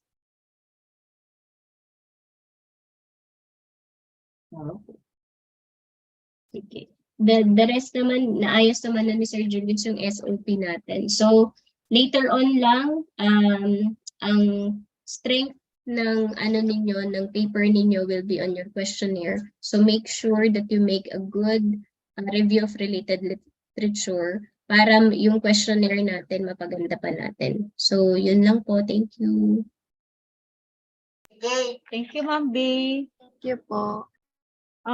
Anak, paki-revise din yung intro nyo.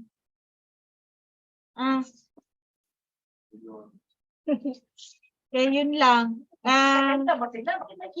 Into the background of the study. No? Yun lang. Sige. Thank you. Next reporter. My next presenter. A proponent.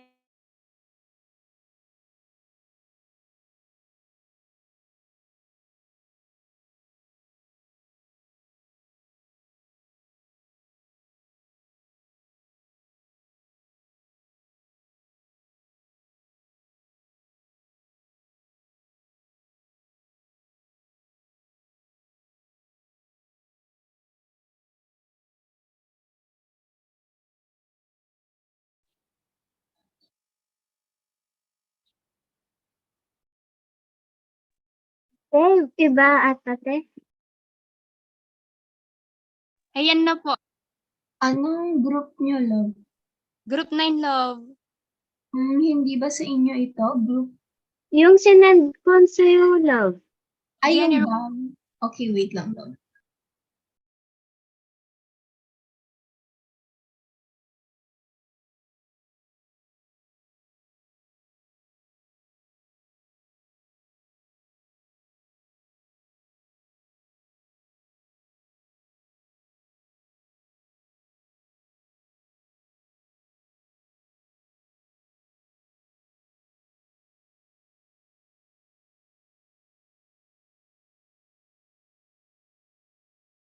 Yung naka-PDF, then yung ipipresent nyo na. Alam. Okay. Ongoing siya naglo-load.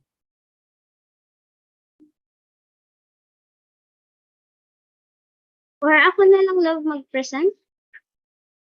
Wait, ito na lang. May PowerPoint ka ba ng file, love? Wala. Or ito na? Check ko lang. Ay, meron, okay na? Oo, okay. Okay. So, ayan, am I audible po?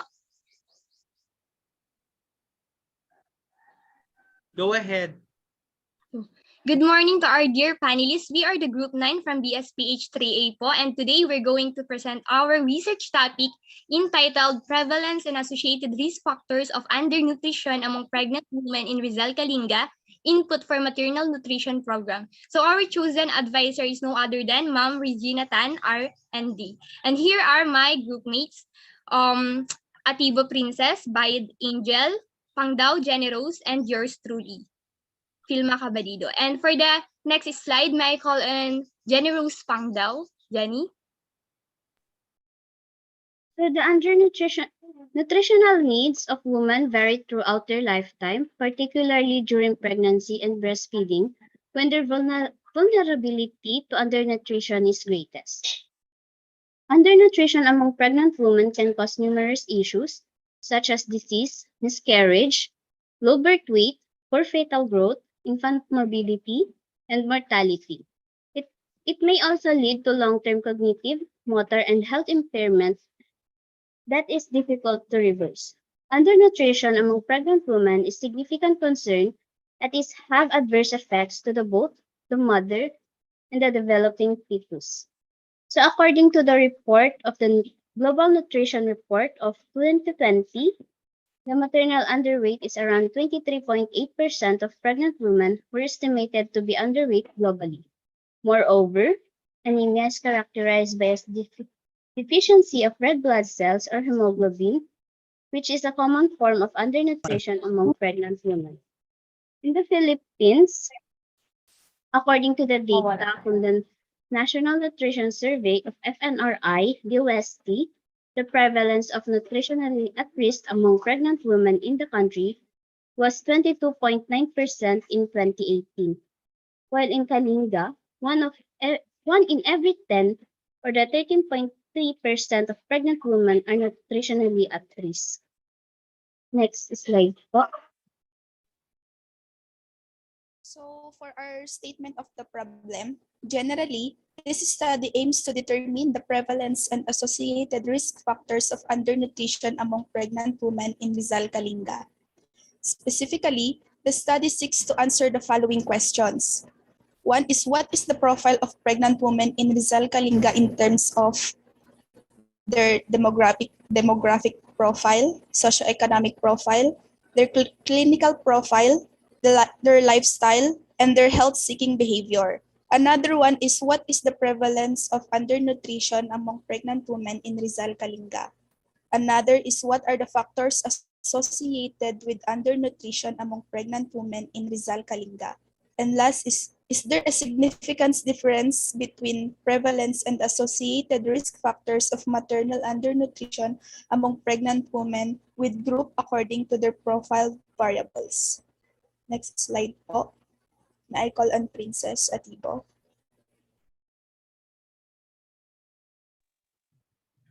So for the conceptual framework, undernutrition among pregnant women refers to a condition where pregnant women have inadequate intake or absorption of essential nutrients required for optimal health and well-being. Undernutrition during pregnancy occurs when pregnant women do not receive sufficient nutrition to meet their own needs and support the growth and development of the fetus according to UNICEF. The independent variables in this study are the profile of the pregnant women in terms of their first demographic profile, second is socio-economic profile, third is clinical profile, fourth is lifestyle, and last is health-seeking behavior. And the dependent variables of this study are the prevalence and associated risk factors of undernutrition among pregnant women. So next slide, may I call on Philma? So for the significance of this study this study aims to determine the prevalence and associated risk factors of undernutrition among pregnant women in Rizal Kalinga, such that the result or findings could be beneficial to the pregnant women. The second is the healthcare professional. Third is the local government and policymaker. And fourth is the non-governmental organization. And lastly is the future researcher. For the next slide, may I call on Generous Pangdao? For the scope and the limitation, the scope of the study is limited to the pregnant women residing in Rizal, Kalinga, pregnant women who are aged 20 and above, and does not include the non-pregnant women, pregnant women with comorbidities or residing in other locations, or the teenage pregnant women. The study aims to determine the prevalence of undernutrition among pregnant women in Rizal, Kalinga, and identify the risk factors associated with the undernutrition. It also aims to provide input for the maternal nutrition programs that can address the identified risk factors and improve the nutritional status of pregnant women in the area. This study will use a cross-sectional research design and will collect data through a survey questionnaires and anthropometric measurements. The survey will be conducted on October to December in the year 2023. This study has limitations, including the small sample size. Depending on the number of the pregnant women recorded by the barangay health workers, or BHW, and self-reporting and recall bias, the data collected through the surveys or interviews rely on the self-reporting by the pregnant woman, which can be subjected to recall bias or social desirability bias. Next slide po. So moving on to our methodology. So for our research design, this study will use a descriptive correlational research design to determine the association between the prevalence and the associated factors of undernutrition. The researcher will be using survey questionnaires to determine the prevalence and associated risk factors among pregnant women of Rizal, Kalinga. And so for the locale of our study, this study will focus on pregnant women in Rizal, Kalinga, specifically 3 barangay that are near and 3 that are far from the rural health unit, who are at risk of undernutrition due to factors such as poverty, lack of access to healthcare, and cultural practices. The researchers will conduct a house-to-house survey with the assistance of the barangay of health workers. The interpretation of the results will be conducted at Cagayan State University Andres Campus. Next slide po.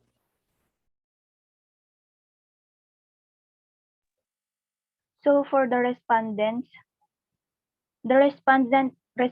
in the study on the prevalence and associated risk factors of the nutrition among pregnant women in Rizal, Kalinga would have established inclusion and exclusion criteria to ensure that the participants meet specific requirements and that the study focuses on the intended population. For sampling design, the sampling design for this study will be multi-stage random sampling technique. A list of all the barangay in Rizal, Kalinga will be obtained. Stage 1, selection of barangay. We will be choosing randomly 3 barangays near to the rural health unit and the other 3 barangay far to the rural health unit. Stage 2, selection of participants. The researcher will obtain a list of pregnant women from the health center of each selected barangay. The calculated sample size will be divided equally among the selected barangays. Participants will be selected through simple random sampling from the list of pregnant women in each barangay until the required sample size is achieved. Next. For the research instrument po, in this study, the researchers will be using a validated adapted questionnaires to collect data about the prevalence and associated risk factors of undernutrition among pregnant women in Rizal, Kalinga. The questionnaires will be consist of 3 sections. The first section will be consisting the profile of the pregnant woman in Rizal, Kalinga. section will ask about the anthropometric measurements such as height, weight, and body mass index or BMI. And the third section will be about the dietary assessment of the participants. For the next slide, may I call on Jenny Rose? Lastly is the data gathering procedure. Number 1 is obtain ethical clearance and approval from the relevant research ethics committees or institutional review boards before initiating data collection. Second is determine the sample size and sampling strategy. Third one is collaborate with local healthcare facilities, community leaders, and relevant stakeholders to identify and recruit pregnant women who meet the inclusion criteria. And lastly is to develop or adapt research instruments such as questionnaires, anthropometric measurement tools, and dietary assessment tools as described earlier. That's will be all po. We are now ready po for your suggestions and recommendations. Thank you po. Thank you po. Okay, thank you.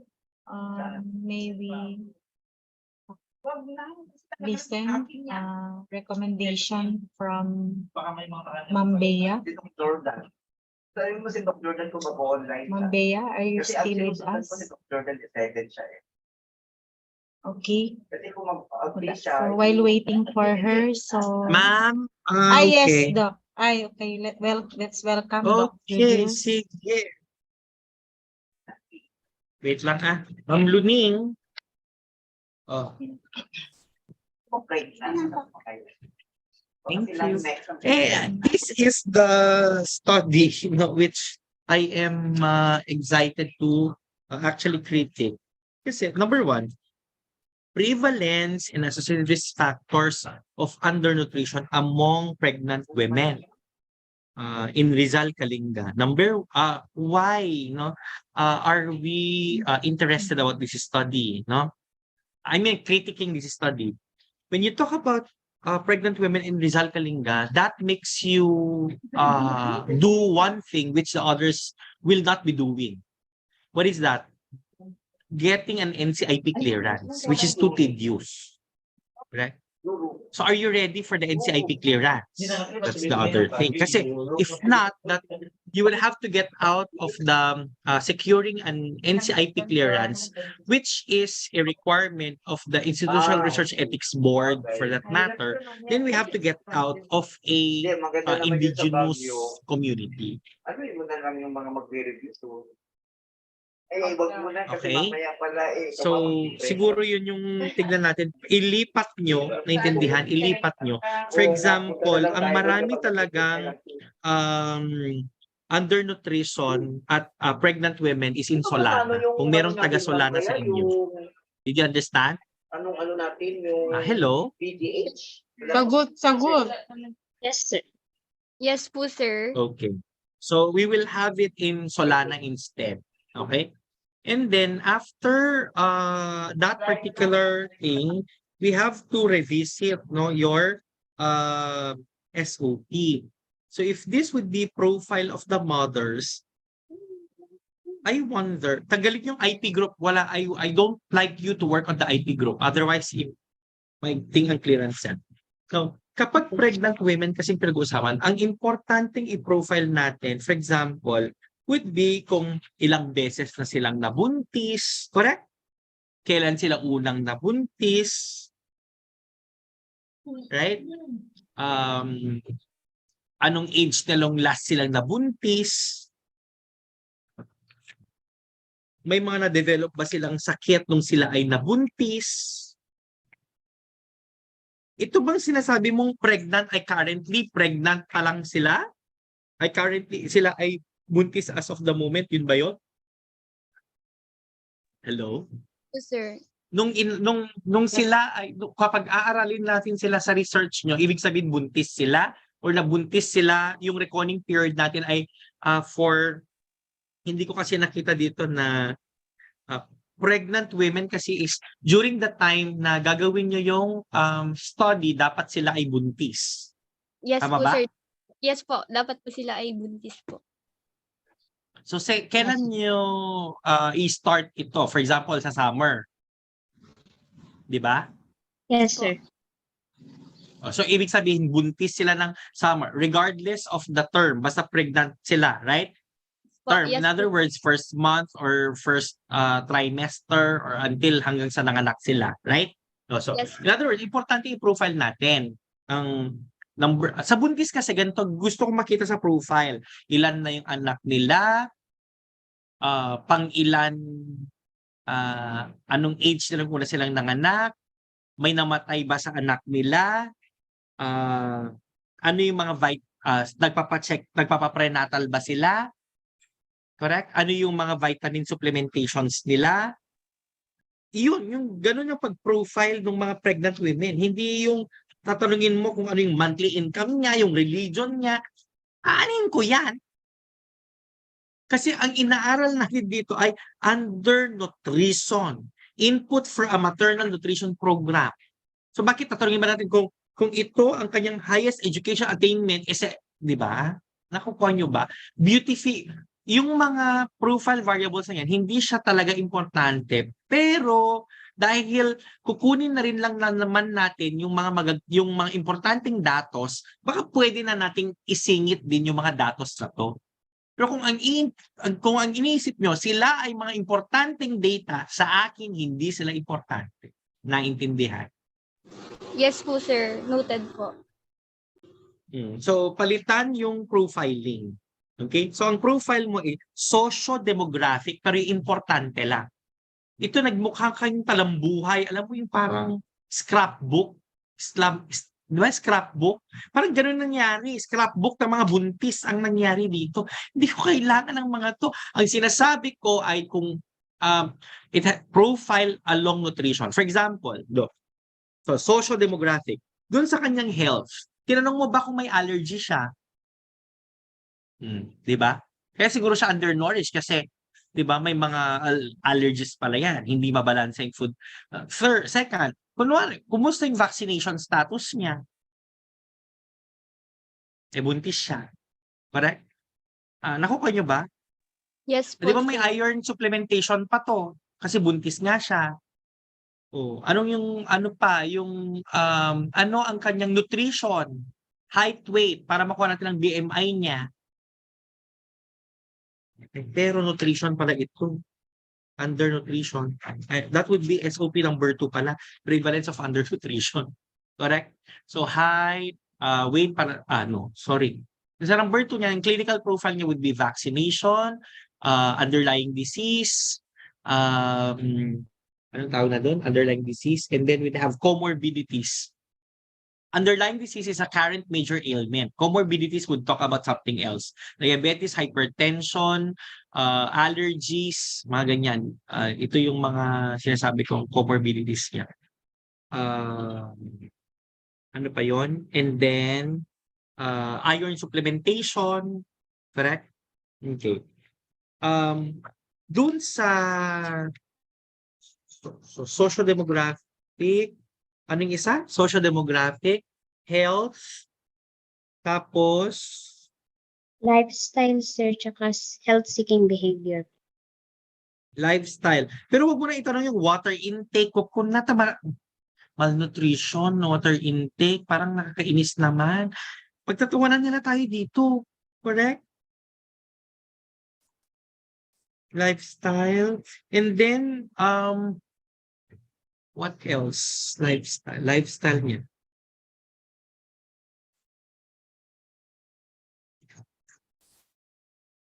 Lifestyle. Pwede na yung siguro yun. Lifestyle. So, 3 lang, no? Socio-demographic, health, tapos lifestyle. Hayaan mo na yung health-seeking behavior. Kasi malnutrition naman pagsabihin natin, hindi naman anemia or whatsoever. Correct? Hindi naman so that would be, tapos number 2, what is the prevalence of undernutrition? No? Among pregnant women in Solana, Cagayan, categorized as follows. Kasi kinakategorize sila. For example, ang undernutrition mo kasi, obese is undernutrition, di ba? Second would be wasted. Tapos yung isa naman, stunted. Bahala ka kung anong ano bang definition nyo ng undernutrition? Paano yung kakategorize?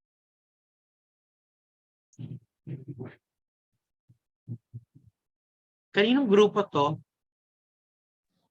How do you categorize your undernutrition? Ano yun? Kasi you will have to say, this is the prevalence of undernutrition. But we have case prevalence. Case prevalence would mean, ito yung prevalence ng mga obese, ito yung prevalence ng mga stunted, ito yung prevalence ng mga ganun kasiyan. So anong gagawin natin? Paano yung undernutrition niya?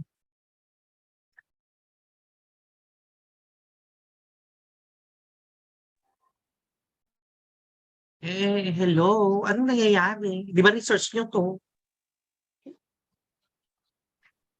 Hello po, sir.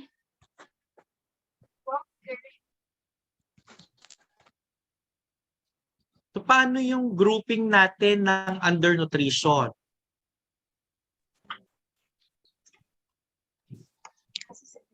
Sir, yung grouping, magse-select po kami ng 3 barangays po para po sa RHU and Yung near po sa RHU. grouping, for example, yung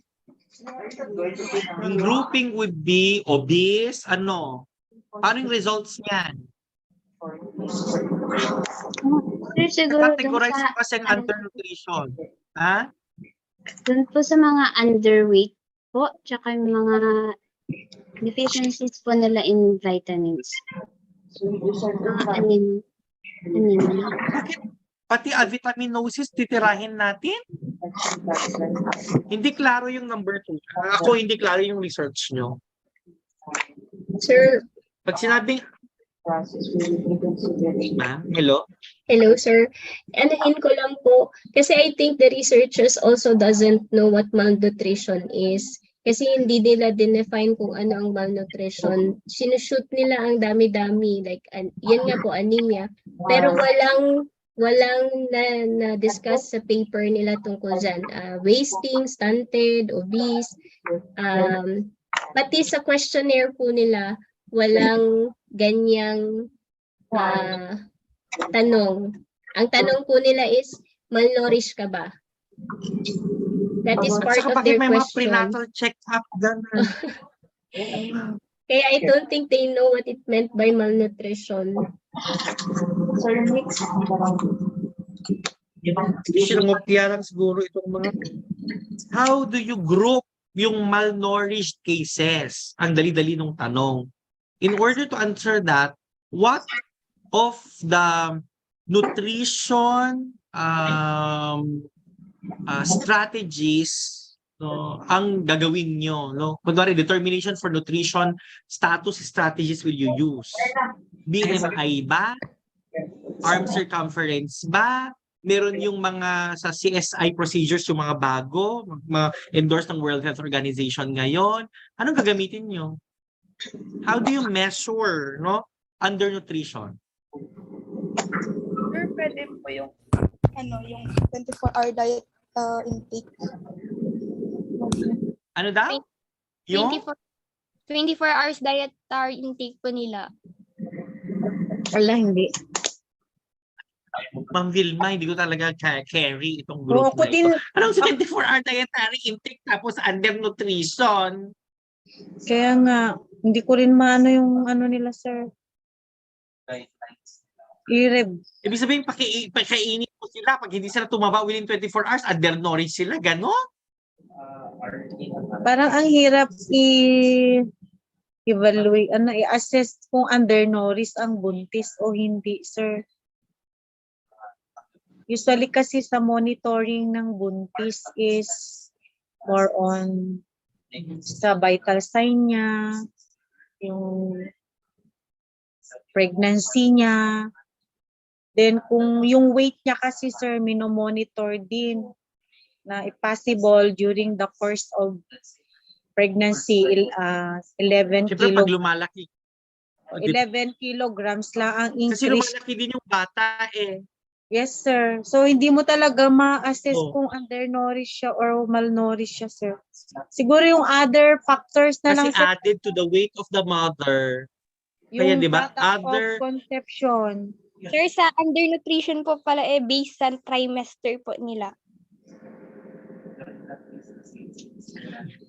Madali na lang Alam yung... mo, anak ko, added to the weight of the mother is the weight of the baby. You cannot naman remove the weight of you cannot naman remove the baby in order to get the weight of the mother. Kasi pwede na malaki yung baby, maliit yung nanay. Baka And mahilig then, if you base it in trimester, ang analysis mo dyan, per trimester, kunwari yung 9 months, no, hindi mo siya i-compare ngayon doon sa weight ng first trimester. Yes, Ay, ng first week, di ba? Yes, sir. Kasi magkaiba yan. So, ang analysis mo per month siguro yan or per, di ba? Per trimester. Magulo itong na research. Paano kaya ito? Ibahin. Not under. Magandang NP kasi bagong course yan. If ever isa kayo sa mga pioneering batch. Did you have your advisor check your paper? It's also a board course. Board course. Yes po, This sir. group? Yes po, sir. Pero yung questionnaire po ay hindi po namin Katulad ng sinabi ni Sir Sir, ganun din yung process. Hindi, pero ang sabi niya, ito, tinanong mo sana kung paano natin i-measure yung undernutrition. Paano? Ay, hindi ko makita, naintindihan yung maganda yung study pero magulo yung procedure. Pero hindi ibig sabihin, hindi ka na pwedeng mag-apply. When you say factors associated to nutrition, ano naman ito? Where in your questionnaire would be the factors? Factors would be kahoot of factors. Behavioral, health, ganon. Hindi mo pwede i-cluster yan. Nasaan yung mga factors dito? O pwede mo din silang i-visit doon, anak. Para alam mo na lang. I don't see the factors. Tapos meron kang mental health and nutrition. Why is there mental health and nutrition? Try mo lang. Try to mag-apply later kay ma'am. Maganda yung course kasi bago na. Never isa ka sa Okay, so for this group, much as hindi naman tayo nagkakaintindihan, pati kayo, hindi naman alam yung research nyo, and then you better see us again. Oo nga, sir. Kinopya nyo kasi siguro ito sa mga malnutrition among children kung kuna na lang siguro, kaya nagkaganito siya. Iba ang iba naintindihan ang magiging approach kapag malnutrition among pregnant women. Wala, lahat ito puro mali. Nakikita yung chapter 3 niya. Kahit dun sa mga They are beneficiaries of the maternal nutrition program. To capture the range of hinalo-halo nila yung socio-economic, ganun, sir. Hindi, pati yung chapter 3 niya, ang gulo-gulo. Yes, sir. Where did you get the number of pregnant women? You did pre-survey already at the local? In Kalinga, you have 6 barangays? Yes po, sir. Sila, mga taga-Kalinga po ang ka-groupmates po namin sila, Angel and Jenny po. In other words, ito yung tamang bilang nila. For example, sa barangay 1, 20 yung buntis, ganon? Gadumit.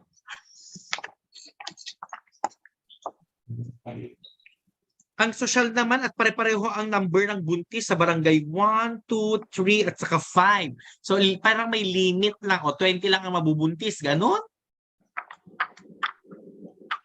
Sumagot kayo. Tapos 10 lang ang mabubuntis sa barangay 4 and 6? Sir, sa nakalagay po pala dyan parang lang po, ilagay po lang po namin parang example po. Yan. Ay! Doon ka na naman dyan, anak. Dapat yung actual data ang nilagay niyo dyan. Siguro ito kailangan nila muna lang mag-consult kay Ma'am Sir, siguro mag-umupo si Ma'am Jinky at saka si Ma'am Regina Tan together with this group. Kasi I don't know how to help the students on two issues. Number one, the research isn't clear. The second one, this group does not know exactly what they are doing. In other words, it was not made clear to them or they are not ready to do the research based on my assessment. Sige, ang external advisor, Ma'am Vea, ikaw ba ang external advisor dito? No, sir. Sino ang advisor nito? Si Ma'am Regina? yes daw, sir. O siguro upuan nyo nga. Ma'am V, i-recommend ko na lang umupo si teacher, which is Ma'am Jinky, saka Ma'am Regina. Sige, sir. Kasi kawawa ito sa final defense.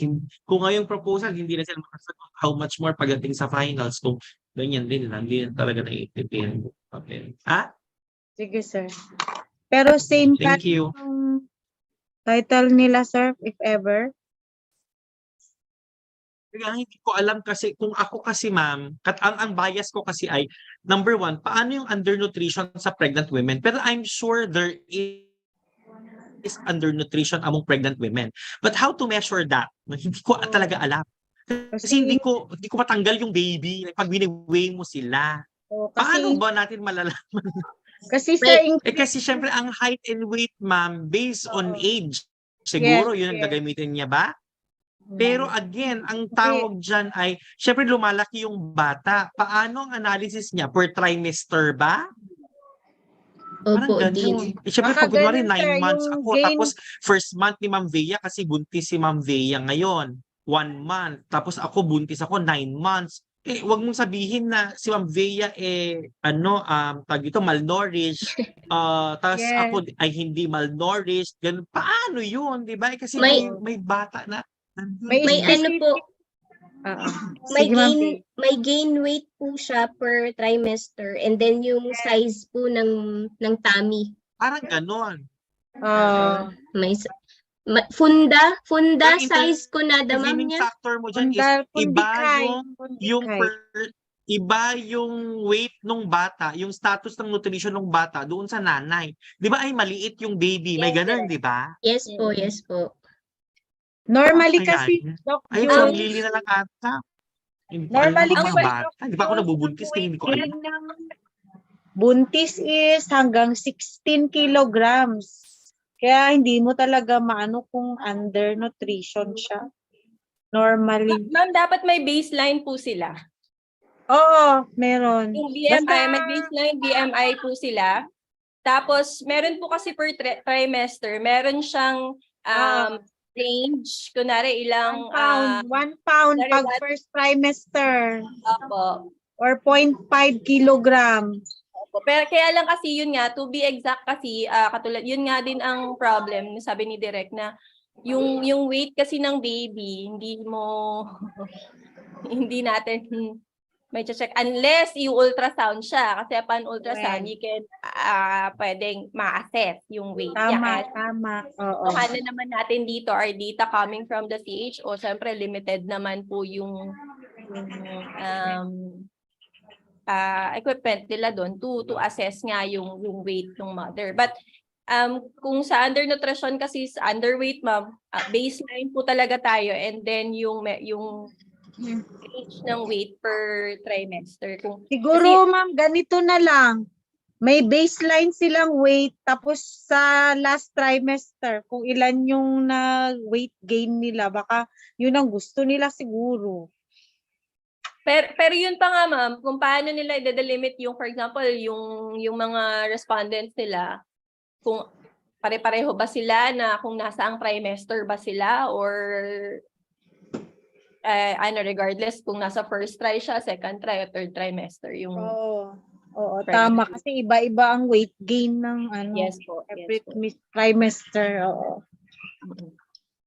Adi papalitan. Siguro ibahin na lang yung title siguro. Maternal Ano ba? Pabang ate. Kausapin mo na muna, ma'am, kasi baka ano naman, maganda naman yung nutrition, pero Oo. sila mag-volunteer kung ano talagang gusto nila. Maganda rin naman to, maternal nutrition. Yun nga lang, paano yung measures? Kausapin nila, dito na yung tatlong mga mammals. Number 1, kailangan mo ng nutritionist. Number 2, kailangan mo ng nurse. Number 3, kailangan mo yung midwife na siguro or whatsoever dyan. Mag-uusap kayo, shotlo, ma'am, at tulungan itong mga bata. Sige, Doc. Kasi at lost sila eh. They're at lost. Okay? Sige, next. Doc, tapos na. Ma'am, meron pa pong last group to present Ay, meron po. pa? Ba't wala akong Defense ata to, Ma'am V. Ay, okay. Sige. Apo. Sige. Okay, you may now start, nening ko.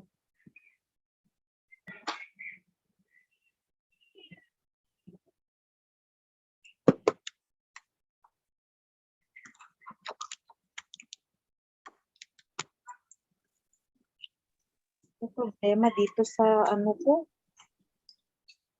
Desktop ko. Bago-bago pa lang.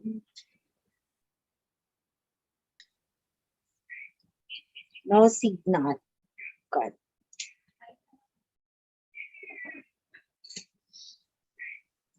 Can we start na po, ma'am? Start na. Yes, sige na. 12:00 na. Good afternoon, panelists. We are the Group 6 po. And actually, na-present po kami last Monday, pero wala po kami nakuha ng recommendations. Kaya we are here po again to present a better title, objectives, and questionnaires to you po. And yes, ma'am? Bisin mo yung microphone mo.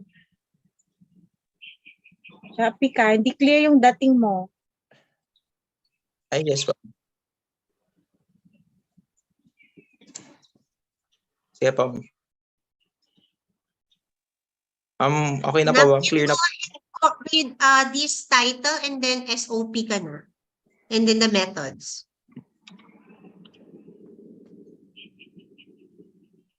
Okay, ma'am, clear na po ba, ma'am? Oh, go. So, good afternoon once again, esteemed members of the Proposal Defense Panel. We are the Group 6 page 3B, and on behalf of my group, I extend my warm welcome to each of you and express my sincere gratitude for taking the time to be here in the Zoom meeting. We are honored to have the opportunity to present our proposal before such a distinguished panelist. Thank you for your invaluable expertise, and in this 30 minutes of time, we look forward to engage in a fruitful discussion on our proposal. I believe that this research has an impact and a potential to make a significant impact addressing critical questions and pushing the boundaries of knowledge. I am confident that with your guidance and support, this research proposal will evolve into a comprehensive study that enriches our understanding and offers valuable insights. Once again, welcome and thank you for being a part of this important milestone in our academic journey. The new title of our study is The Level of Quality and Safety and Security Services of Public Elementary Students. Bagayan. Napasa naman pero kinuha. Nabigay na po ba sa Go ahead.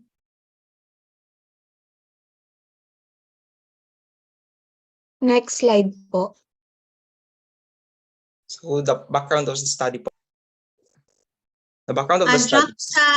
Anak, jump ka na sa SOP since we've heard already the background of your study last time. Sige po. So let me call on Ms. Sheena May Benito na lang po for the background, sa statement of the problem po. So for the statement of the problem, our general objective is that to assess the level of quality of DepEd's safety and security services in Bagao, Cagayan based on school size. Specifically, it tries to answer the following questions: demographic characteristics of public elementary schools in Bagao, Cagayan, in terms of school category, location, years of existence, annual budget allocation for safety and security services. Number 2, level of quality of public elementary schools in Bagao, Cagayan to DepEd safety and security standards in terms of school site, canteen services, water safety, sanitary facilities, fire safety, campus security, and building security. Next slide po. And then, what are the organizational factors that facilitate the level of quality of DepEd's safety and security standards?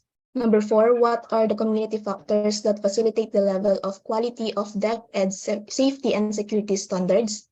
Number 5, what are the human-induced safety and security-related issues and concerns experienced by the public elementary schools? And lastly, what are the naturally occurring safety and security-related issues and concerns experienced by the public elementary schools? Okay na dun, anak. We ask for the comments and suggestions of our chair, Direct Julius. Is this okay with you? The title and the objectives po of this group?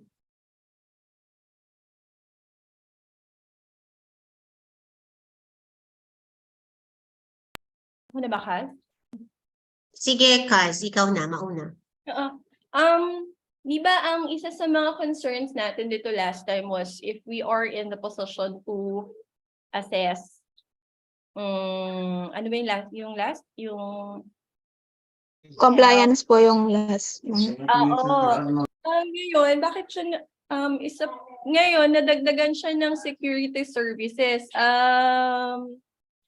Yun nga, question ko at why? Tsaka bakit? Ma'am, since may nakita po kaming mga DepEd orders regarding this one, we decided to include na lang po. Yes, Yung- but I think this is not within our scope. Diba? So, di ba yung, I think last time, ang ano natin dito was quality of health services of school clinic. Yes, ma'am. Yes. Diba? Oo, tsaka parang quali ito, ma'am. Diba, sabi natin may teachers, may respondents coming from teachers, coming from students. Kasi health, safety, and security services, ang ano ko dito, yeah, it's in the DepEd memorandum. However, yun nga, meron ba tayo talaga yung mag-a-assess nito? Di ba, Ma'am Bea? Parang ano to, di ba, health services yata ang focus dapat natin? Oo, ma'am, health services lang. Yun din ang intindi ko.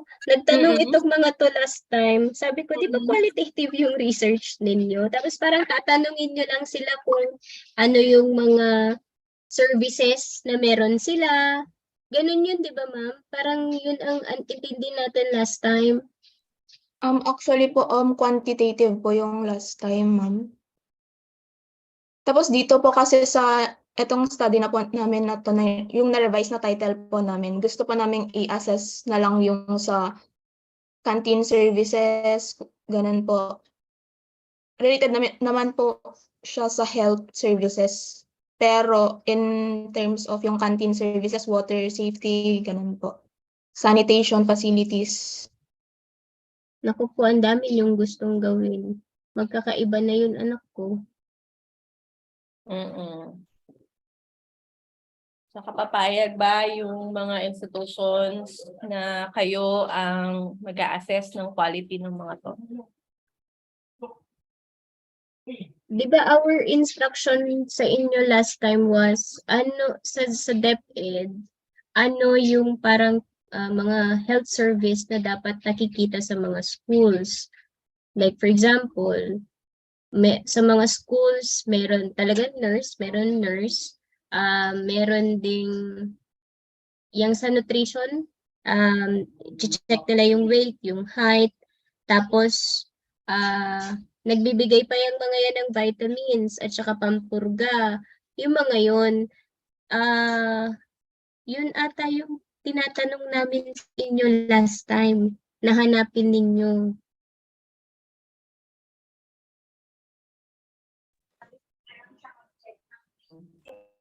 Ang tanong pa yan, bakit sa Baggaw gagawin ang health, safety, and security services? Bakit pinili nyo yung mga public schools in Baggaw? Is there any...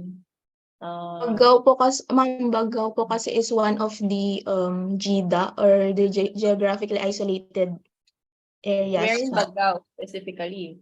Yung Bagao ba mismo? Bagao GDAT? po. Bagao po mismo.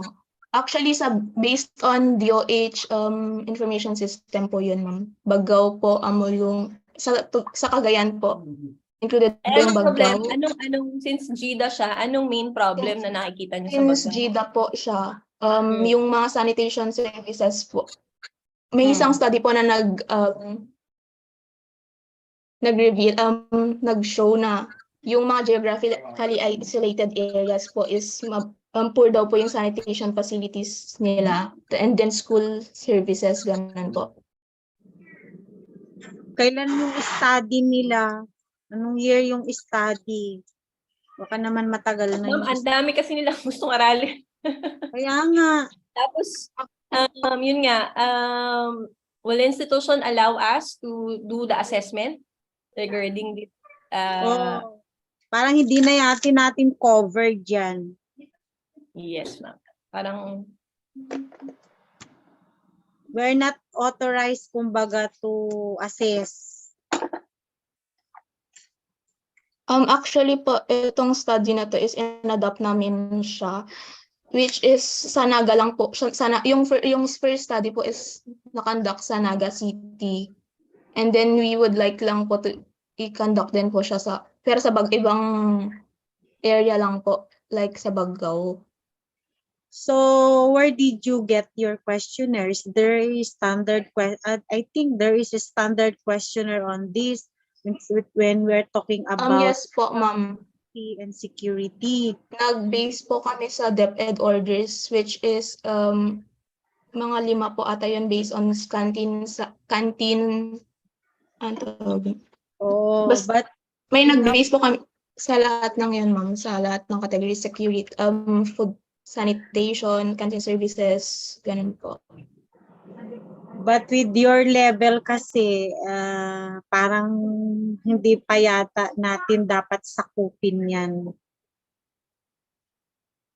Ma'am, excuse me po.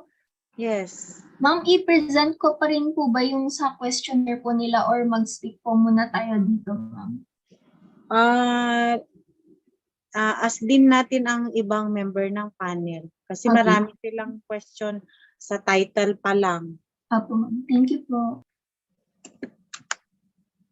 For me, mas okay pa yung dati nilang title on only yung health services. Kasi yun lang naman ang sakop natin as public health students kayo. I think the suggestion last time is only to make your quantitative, since we do not want na we will be tracking, or hindi naman tayo ang tamang tao para mag-check ng compliance ng mga schools, but to make it qualitative yung study na yun. If I remember it right. Yes. So, medyo ano na lang yun, ma'am, mag-revise na lang yung iba doon. O ano, yung sa dating study nila.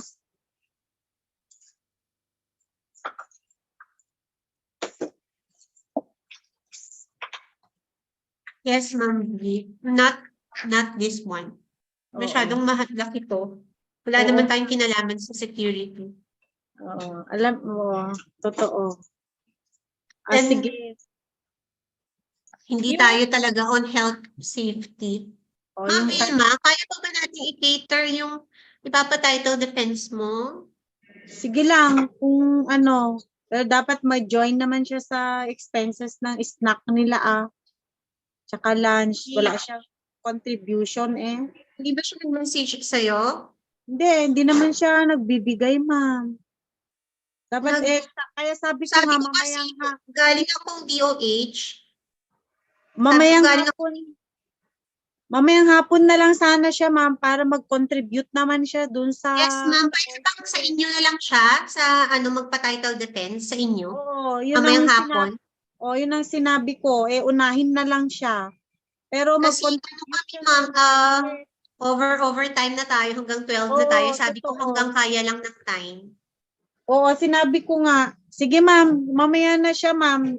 Last na lang po. Sige, thank you everyone. And happy thank you everyone. Ma'am Bea, Ma'am Vilma, and Sir Julius, thank you po. And to those who facilitated this proposal defense. Thank you so much. Bye. Bye. May food na kayo? Yes, ma'am. Okay.